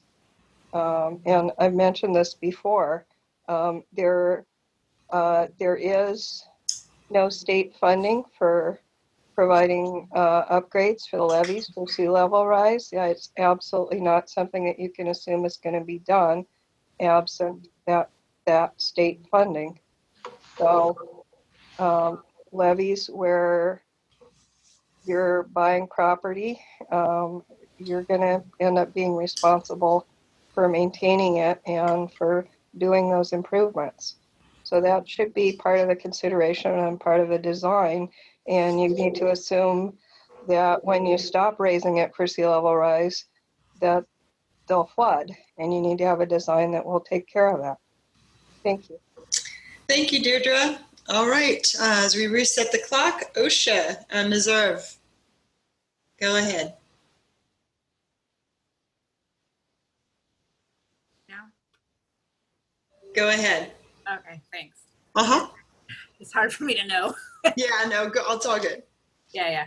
Anyway, I guess, you know, the members have asked a lot of great questions and given a lot of input. So I guess the one thing that kind of, I'm still concerned about, you know, Josh advising folks not to communicate and whatnot. I'm still troubled by the idea that this body is subject to the Brown Act, and yet it's not really been empowered to make decisions or even to formally give advisory recommendations, because it never votes on anything. I mean, it wasn't even allowed to vote on whether to continue to meet in the pandemic. So I think that kind of it's kind of being used as a way to limit the communication among the members. I don't think for an adequate reason, and I just question, you know, why it's being done that way. I appreciate that, you know, it may lead to an open process and allows members of the public, such as myself, to be part of it. But I don't think that the communications of the members should be unduly restricted, given that they're not allowed to make any decisions. So it's just something that I feel uncomfortable with, and I disagree somewhat with the way it's been presented. I think also just on that same issue of kind of public participation, you know, I had suggested before, and I guess I still suggest, that I don't really think we should have to tell you 2 hours and 45 minutes ago whether we have a public comment. You know, it's a pretty big commitment to sit here for 3 hours and wait and to know what you want to comment on. And, you know, I think if you really do value public participation, that I understand there needs to be some information in order to run a meeting, and it's hard to do everything that you're trying to do with all these people. But I feel like it's unduly restrictive, and to cut it off so early in the meeting is, I think, makes it harder for the public to weigh in and add to the discussion that's going on. I understand that the primary purpose is to hear from the members, and I agree with that, but I think that the process could be improved to set that time out a bit into the meeting, so that the public can weigh in, because a lot of times we do have the materials in advance, I guess. Personally, I don't read through the whole thing in advance of the meeting, and so it kind of depends on what comes up, whether I would reserve the right to comment. So it's just something that I think could be improved a bit. Thanks. Thank you. And Gia Moreno. OSHA, can you be, if you don't mind, be specific in a recommendation for us to consider? I understand the nature of the comment, but what would be your specified change?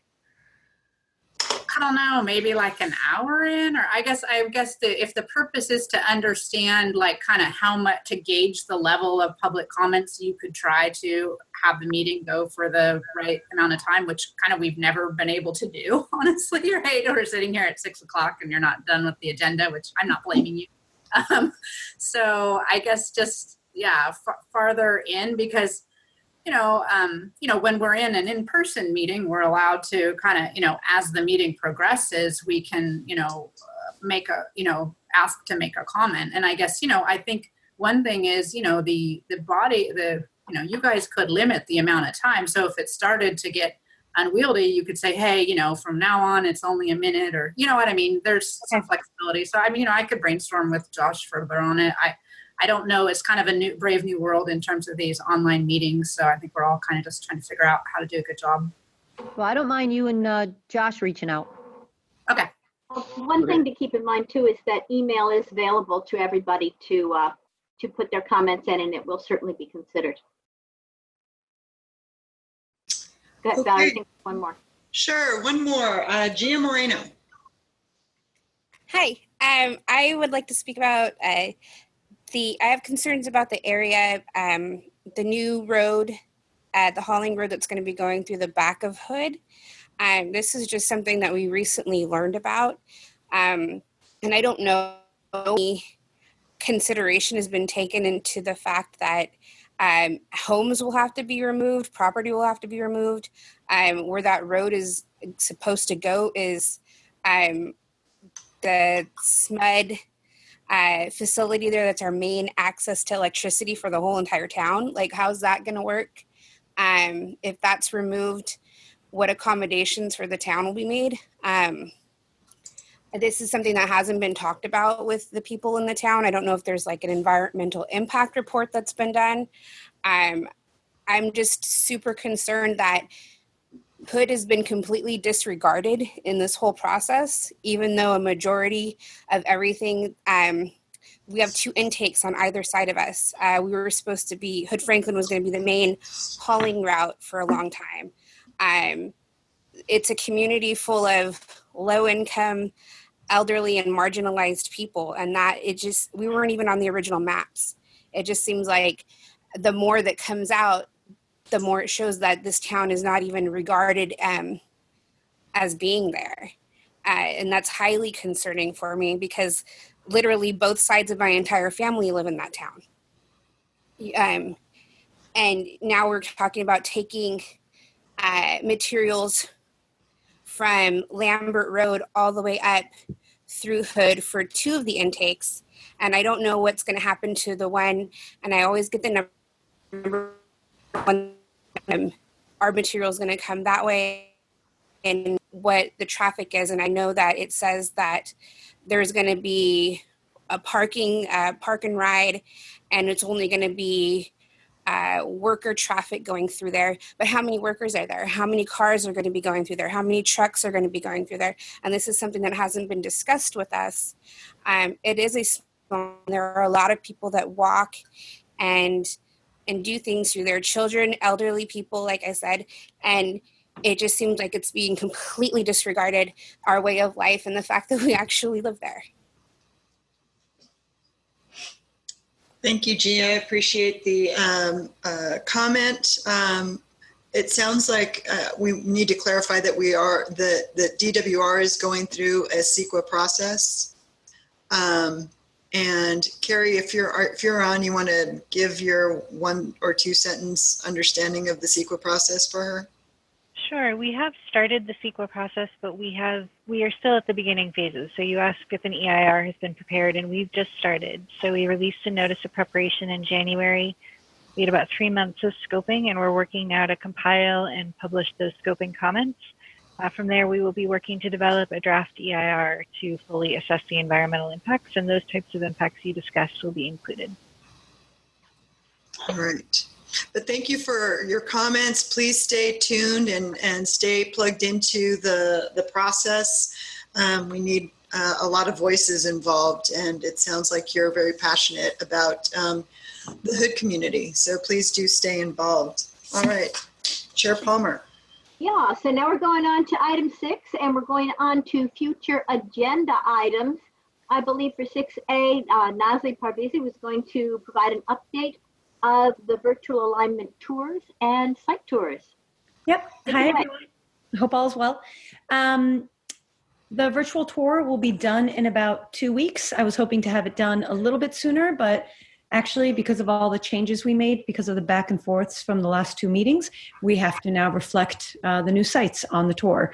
And that'll happen a lot. We will be able to, we're sort of creating a template where as we change things based on our conversations, we should be able to plug those in and out so that the tours are updated regularly. But it does mean that sometimes we'll have to pull them off, make the changes, put them back on.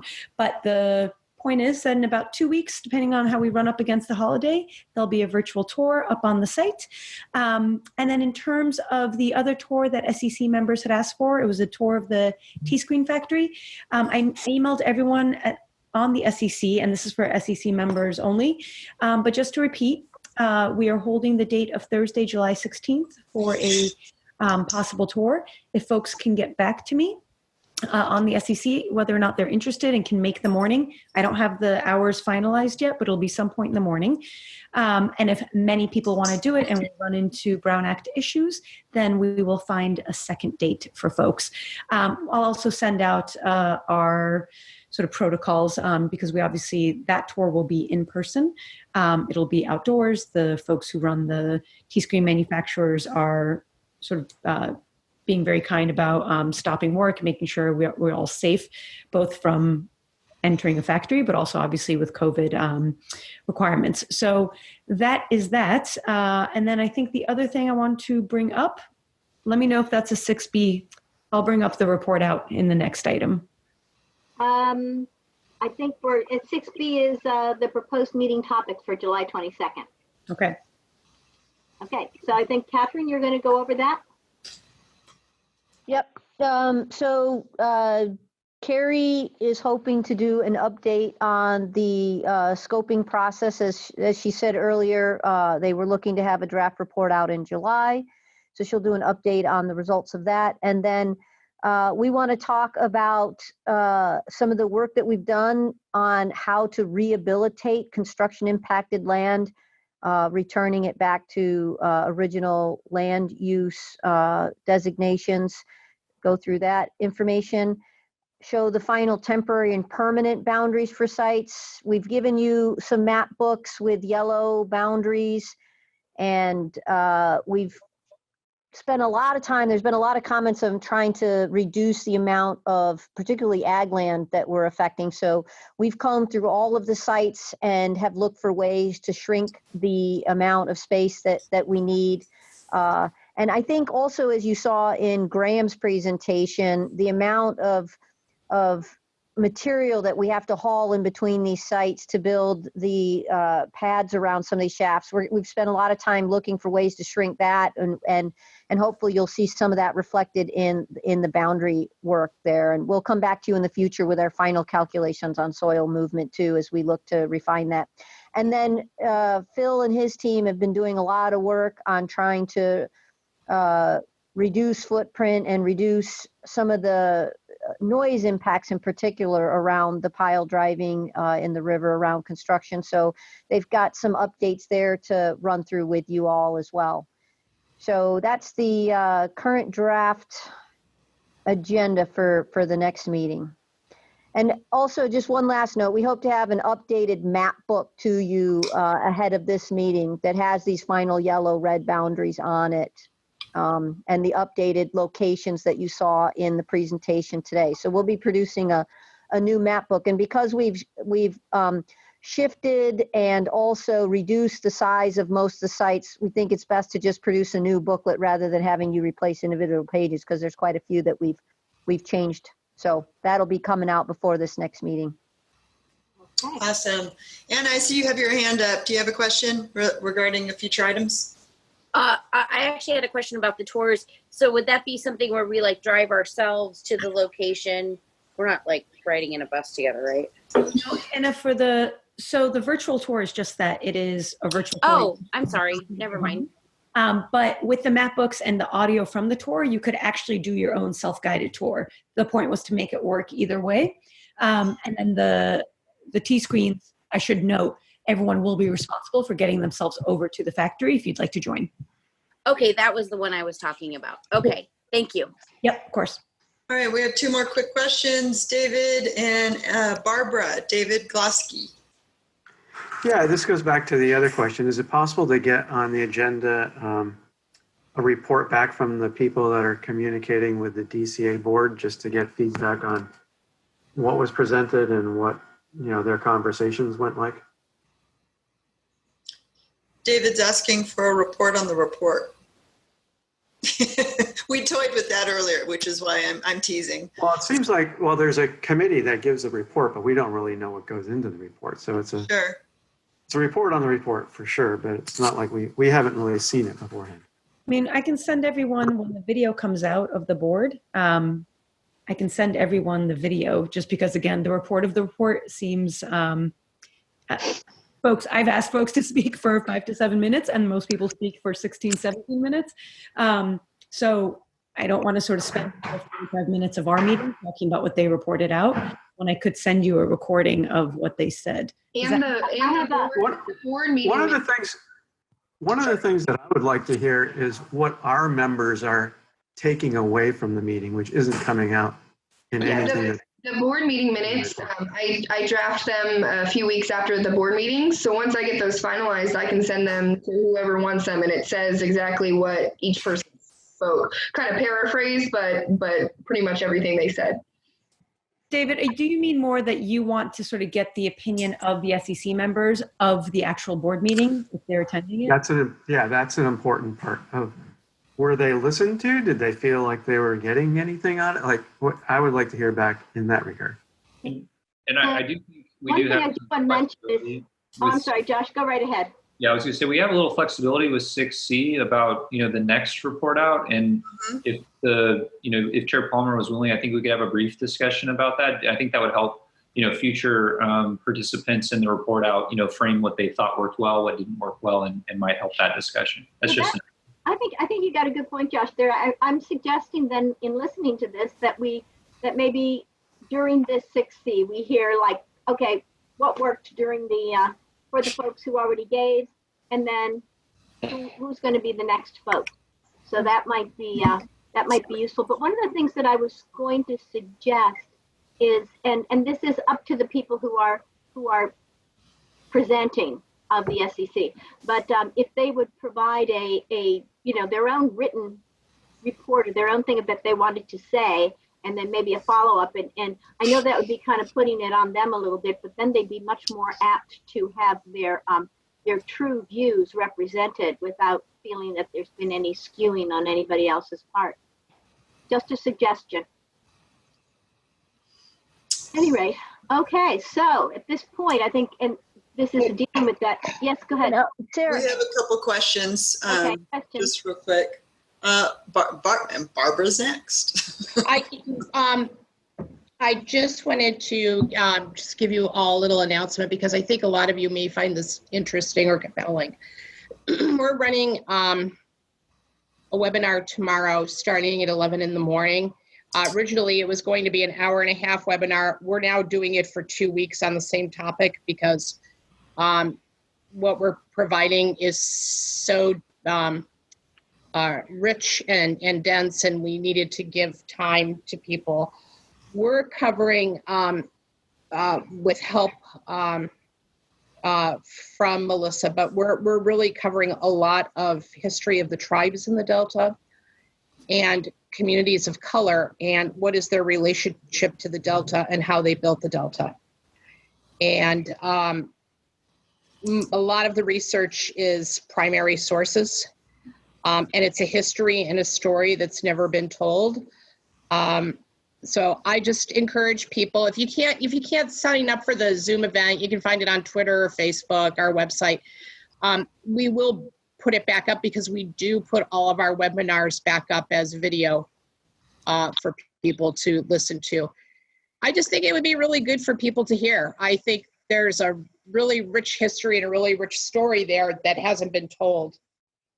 And I think if you hear it, maybe you'll understand what drives some of our concerns. Yeah, great. I sent that out to our whole team, to our communications team. I think it's wonderful that you guys are doing that, and I'm looking forward to it tomorrow. Yeah, me too. I'm registered. Good. Okay, anybody else? Yes. Well, I think Josh was saying is that with this item 6C, David, if you did want to have some of the SEC members comment on what they thought was gained from their participation, we could have that conversation now. Is that right, Josh? Yes, that's right. Yeah. So I didn't want to cut David off here, but David, this is an opportunity if any of the SEC members wanted to comment on how they felt the effectiveness or results of their participation was.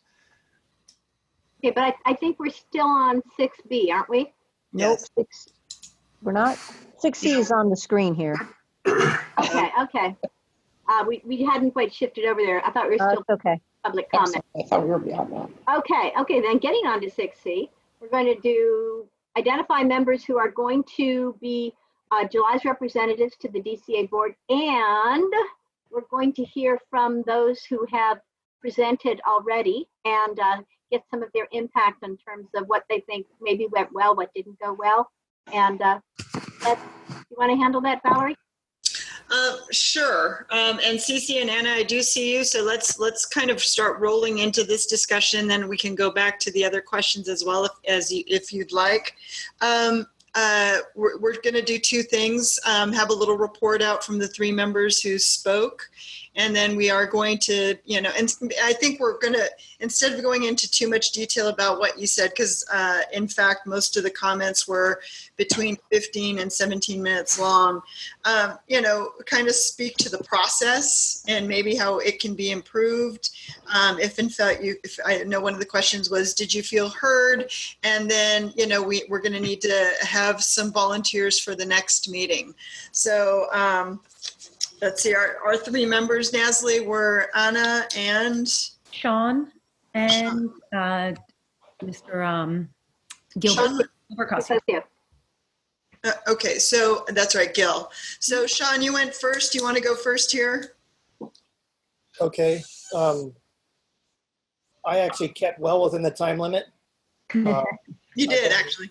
I've been to many meetings that went way too long, so I tried to keep it to 3 minutes, and I probably beat it by a couple of seconds.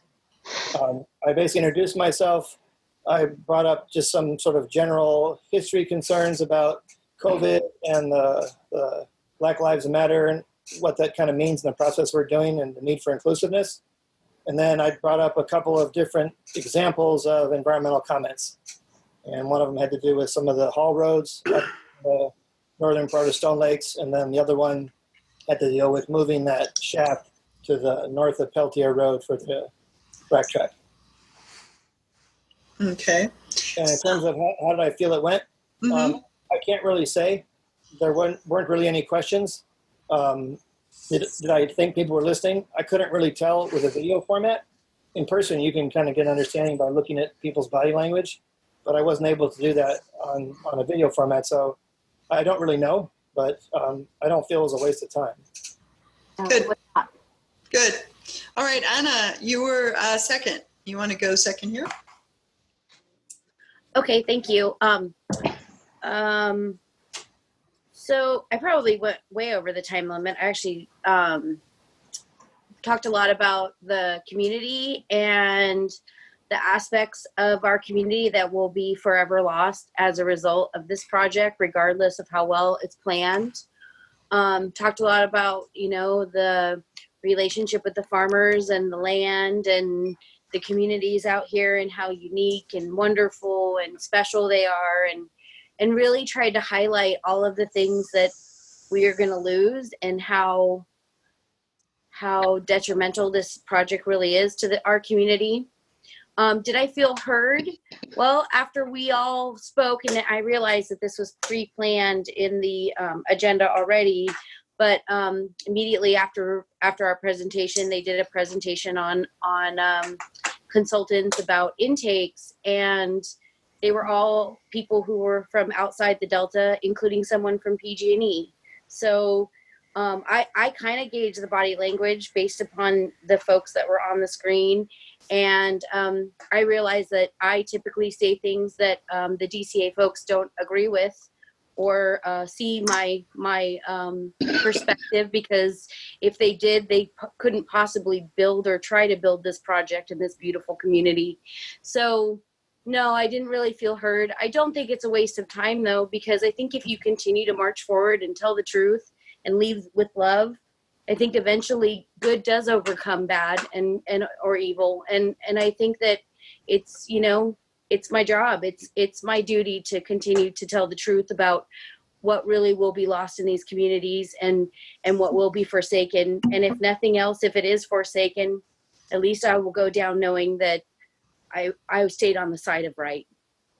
And my question, the reason why I raised my hand is because I wanted to know why we didn't do the roundtable. I found that very beneficial at the beginning of each meeting, and I wondered why we didn't do it. That's item number 7, the roundtable. Oh, thank you. Number 7. Yeah. Okay. And Gil Cosio, you were batting cleanup. Yeah, and I kind of positioned myself there because I wanted you all, or the DCA, to hear Anna and Sean because of their passion. And I just wanted to emphasize initially that everybody on this committee is passionate about whatever we represent. And I hope the DCA understands that. We come from all different backgrounds. This is not a group that you normally see put together from the Delta, where you see the engineers or the lawyers or the biologists. It's kind of spread out all over the place. And all of us that are on this committee are passionate about the areas that we cover. Then kind of talked generally about the people I represent and the fact that they've been through this for a lot of years. Most of them have gone through everything since the 60s. I mean, there's still a lot of people around who are in their 80s. And so, they don't need a whole lot of basic information like some groups might, but they want to know what the impacts are, because that's really where the rubber meets the road. Are we going to have water backing up because of barge loading facilities, or what's going to get destroyed that won't come back, that sort of thing. So I think as far as the ability to explain some of that, I've made presentations before to water exporters and stuff, and I'm always amazed afterwards that they really don't know what we do in the Delta. I remember making a presentation in Orange County once. I just described, we were asked, don't be controversial, don't talk about tunnels or canals or anything. So I just told them what I did. And afterwards, people came up to me and said, we had no idea you guys worked on levees. We were told they're crumbling and there's nothing you can do about it. Yet my whole career has been trying to fix them. And I think we've done a pretty good job so far. So I think anytime you can get up and just explain what you do to someone like the DC, I think is helpful. Okay. So, both our chair and co-chair are part of, we're at the board meeting. They're part of the board. I mean, if you want to chime in on some of the elements that were you? Well, I listened. Obviously, I was there, and I just wanted to. I'll be honest with you, because of the passion. I mean, and maybe I'm alone in feeling like this. I have no problem when people go a few minutes over if they really have something passionate that they want to express. It's very hard when you have that, although Thank you, Sean. I appreciated your being within the time limit. But nonetheless, I don't think any of the board members really had a particular problem with that because it was obvious that you spoke with passion. It was obvious where you were coming from. And, you know, maybe we don't agree with you. I mean, I think that's we wouldn't be on the DCA board if we didn't feel that this should go through. But listening to what was going on and I so appreciated Sean coming up with some very real changes that could be used, and that's the sort of thing that I thought was just excellent. And hearing Catherine give the impacts and some of the changes, like getting rid of one of the shafts and reducing some of the traffic and getting rid of having to drive on the highway and impacting Discovery Bay quite as much. I mean, that comes from you guys, and that's crucially important. I mean, I am hoping myself that we will find good ways to go, or at least better ways to go through with this project. But we don't get this good impact unless you guys are there, and so you are definitely listened to. And I do not mind if you have passion taking you somewhat over the time period. I mean, don't go on for a half an hour, surely, but it seriously, a few minutes over does not bother me one bit. I maybe shouldn't say that, but that's me. All right, Barbara, are you on? Yes, I am. Thank you so much. I do think that everyone who presented gave a very accurate reflection of what I heard at the meeting. And I just wanted to say that I was a little, just as an observer, and this may be my own background as an engineer, right? And so it seemed to me that a lot about the presentations had to do with global concepts and issues and history and value. And I understand definitely people wanting to communicate that. And I was also a little surprised in that I had expected, and this may be a wrong expectation on my part, and again, coming from an engineering background, I thought we would hear more feedback about like some of the presentations.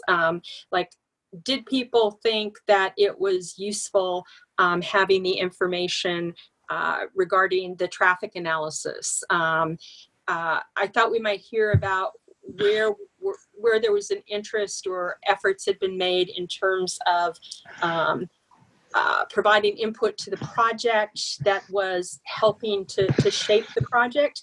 And I am not in any way implying that people should have gone in that direction. I'm just saying I had sort of expected to hear a little bit of that. And it may be that there's just a need to express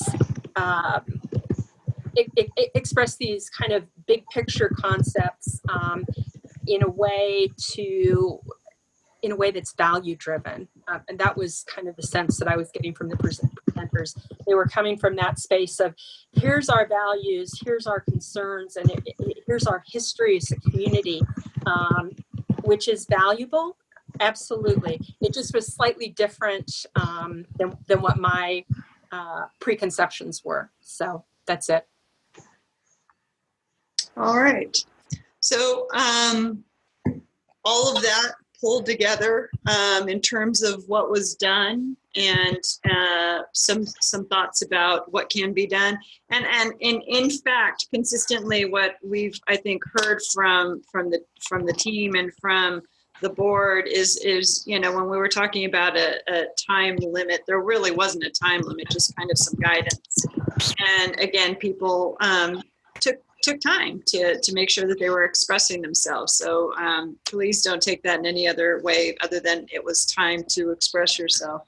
So we do need 3 other people for, or 2, I don't know, 2 or 3 for the next DCA meeting. If we have some volunteers, fantastic. If you guys want to think this through a little bit and email us, that works as well. I have a David Glosky hand up. David, did you want to go ahead and volunteer for the next meeting? Sure, that's great. Thanks. Perfect. All right. Do we have another one or two? All right. If anyone else is interested in presenting at the next board meeting, that would be fantastic. And essentially the way that process works is there's some chatting with Nasli in order to provide some thoughts, gather your thoughts. If you need some visuals, we're happy to provide those. And then move forward. We're not putting anything together for you unless asked, because again, we're not. I don't think that the team wants to be any sort of filter. The team just wants to create a space for the SEC members themselves can talk directly to the board. Well, So for example, Sean did have some slides that he showed, and so you guys can do that. Exactly. Am I allowed to throw out maybe just, I think, we had a public comment about the effects to Hood. I think it's true that there is a lot of concentrated construction around Hood. I was wondering if maybe Angelica, who is in Hood and, understands that area well and the businesses around there is available for the July board meeting. If not, love to hear from her soon at the board meeting. I can check my schedule and let you guys know. Okay, that'd be great. I appreciate it. Okay, then for item number 6, which basically included A, B, and C, we've got time for public comment. So if we have anything on public comment? We don't have anyone asking to provide comment. Okay, then Barbara, I think you're going to talk about non-agendized items and handle that one. Yes, can you hear me? Yes. Okay, perfect.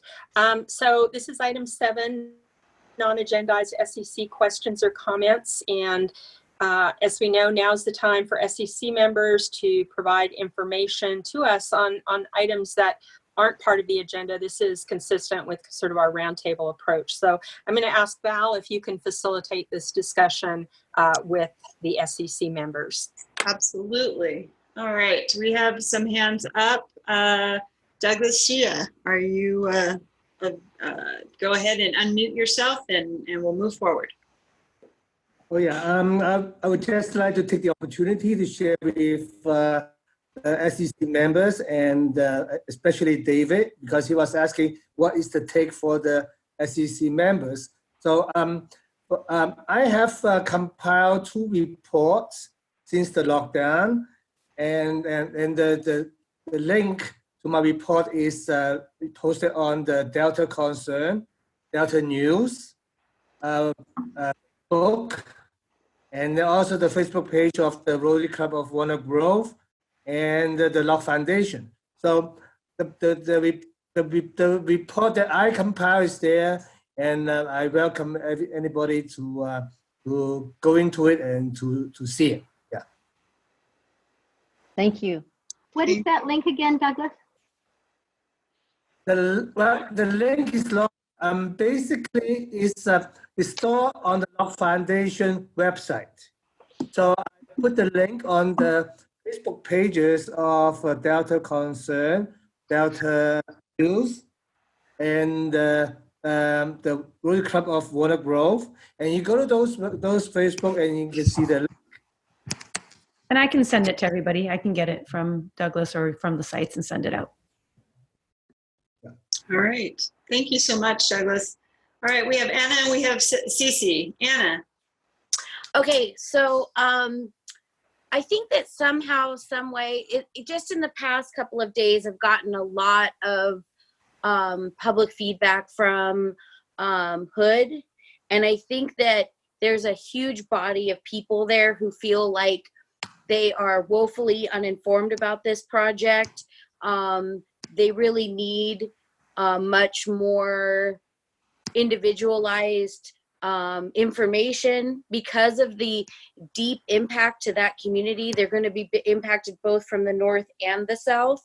And so I'm wondering if there's some way that we can either hold some sort of a forum for them in particular Hood, the folks in Hood, or something that we can do for them that would be helpful to disperse this information in a better way. As you guys know, COVID has really limited how much I can do in person. And so I would really appreciate us to brainstorm and figure it out, because if we're going to decimate their town, they at least have the right to know, and they at least have the right to begin to plan and to begin to make preparations for the fact that they won't be able to stay in the place that they've been to for generations. So Nasli, ironically, go ahead.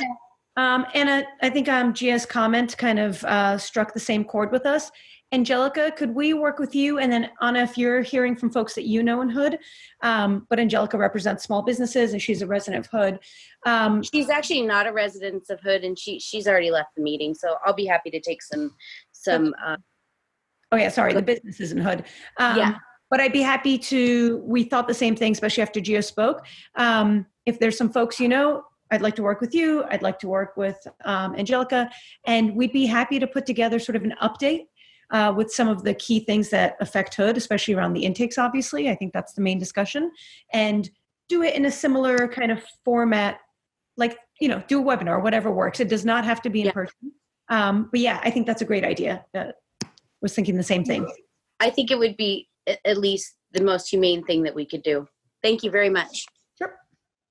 I would like to work with Anna. I will with Anna because I'm at large. I'm Sacramento at large. Douglas, I'd love to work with you too then. If you know some folks, if you've got contacts, I'm going to reach out to you all, give me some names, or we can sort of come up with a format and you can send it out, whatever works. But the point is to get folks who feel like they don't have the information, to get them some information. All right? I think we could have an open a call, a presentation, and anyone in Hood, obviously welcome to join. Absolutely. Yeah. All right. We may need to set up some sort of a hotspot or something. Hood is one of those places where it's an internet black hole. So just putting it out there, that's the major reason why people from Hood are not engaging with this process, is because they don't have internet access, most of them, in their homes. Thank you. Well, that would be part of the logistics of the project, right? So Nasli, as we're pulling that together, that would be one of those considerations. So thanks for raising that, Anna, and it definitely will be one of those components. Peter, I saw you put your hand up and put your hand down. If you want to have something to say, that's great. Let me know. Peter, you do. Go ahead and mute yourself, or unmute yourself. There we go. Sorry. Sorry. At about hour 4, I start seeing. I get you. The other thing that I'm looking at is in the communities of how we're going to route traffic and truck traffic and worker traffic and things like that, is the infrastructure of our bridges and our ferries is, I certainly hope that somewhere along the line we're tracking this, because those things they're not running at 100%. Let's just put it that way. Okay.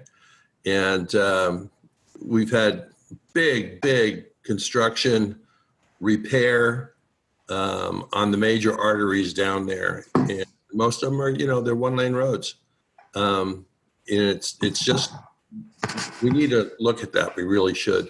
And there's no question in anybody's mind about it, that it's an issue. It comes up every time I go out and make a presentation about what I'm doing here. One of the first 3 things I want to talk about is the bridges and the ferries, and how am I going to get from A to B with all this going on. All right. Thank you. Thank you. Thank you for your comments. All right. If there's nothing else, then, and again, as we always say, please send questions or comments. Hey. Hello. Then we are on to item 8, which is the last public comment. I wanted to give an update. I'm sorry. Go ahead. Who's this? It's Melissa, and I couldn't figure out how to raise my hand, but I just wanted to give you an update from the tribes. Yes, please. Okay, so we had our Tribal Engagement Committee meeting yesterday. It went well. We are just getting back, of course, into the swing of things due to COVID. Delta tribes basically remain still concerned about the destruction of cultural and natural resources. And, you know, I know that you guys are definitely well aware that tribes feel that, you know, we are paying a higher price. This project, we will have a higher price to pay. So we've had a lot of questions for DWR, and we're waiting for a lot of those questions to be answered. The good thing is we recently had a meeting with DWR, and we were able to reconnect with them, obviously due to COVID once again. So our meeting with Anacita was good. We have some clear things that we would like to do. One of the things that we were talking about was having DWR report directly to the tribal group as well as the DCA. So that is a request that the tribal group is asking of the DCA. And so we were hoping our tribal meetings, we're trying to do them the Thursdays before the SEC meetings.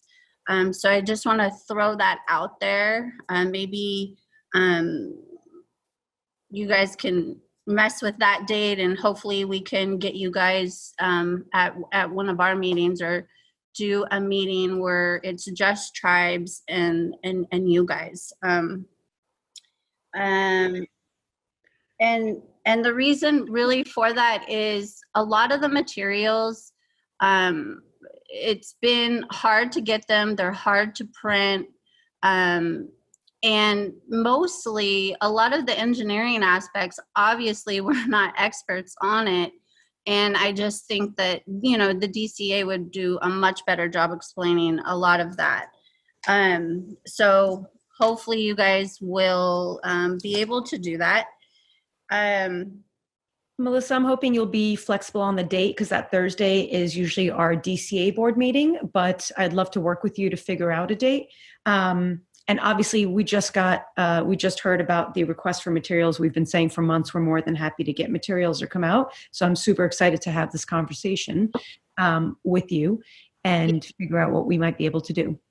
Yes, and thank you. I know we weren't able to connect, but it was okay. But a lot of those materials I'm going to need, because a lot of them I'm going to end up hand carrying. It's very obvious of the tribes who can make it, who can be there. And then, of course, we can see the ones who need extra help. So I'm going to be hand delivering a lot of those things and having to go out to places. So we're also trying to determine where people are at with how they feel about having visitors in their area and all of that. I did want to thank Anna and the Hood resident who spoke of Hood, and I think I stand behind that.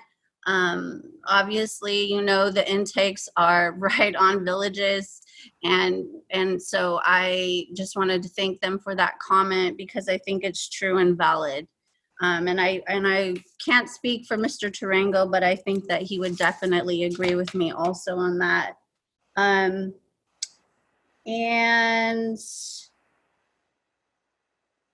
I think that's it. Our next meeting is July 15th at 10 a.m. And we'll keep that one, but maybe moving forward, we can change some of those dates or whatnot. And that's it. Thank you. And we have the new map books that we're going to be making, right, Nasli? And so that would be an ideal opportunity to just make some extras, perhaps for the different tribes. If we could get a number, then we could just go ahead and provide that, right? I'll touch base with Melissa on sort of all the materials that would be helpful, and we'll drop them off to her. Perfect. Jasmine's already volunteered. Thanks, Jasmine. No problem. Okay. Let's see, where are we now? Do we have any other public comments? No, I have not been told that we have any other. Okay, then as a reminder, item number 9, I want to remind you that our next meeting will be on July 22nd, and it's going to be hopefully between 3 and 6 p.m. And we're going to be talking about the scoping uptake for the DWR, the rehabilitation of construction impacted land. and then final and temporary permanent boundaries, and then also an intakes update. And hopefully and at that point we will have heard from the next groups on the DCA board, and then we can also, you guys can just be aware that if you're giving some presentation to the DCA board, you're going to be asked to please give your thoughts about that whole process. So and we also look forward to hearing from you. So yeah, Valerie.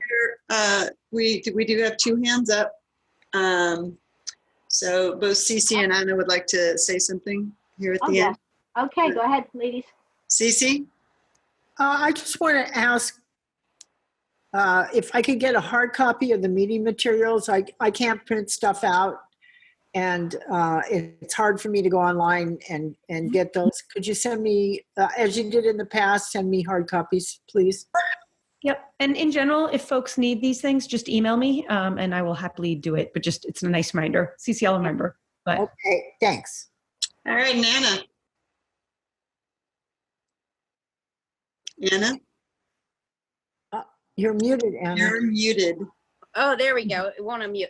How are we on the timeline? How many more of these meetings should we expect to attend?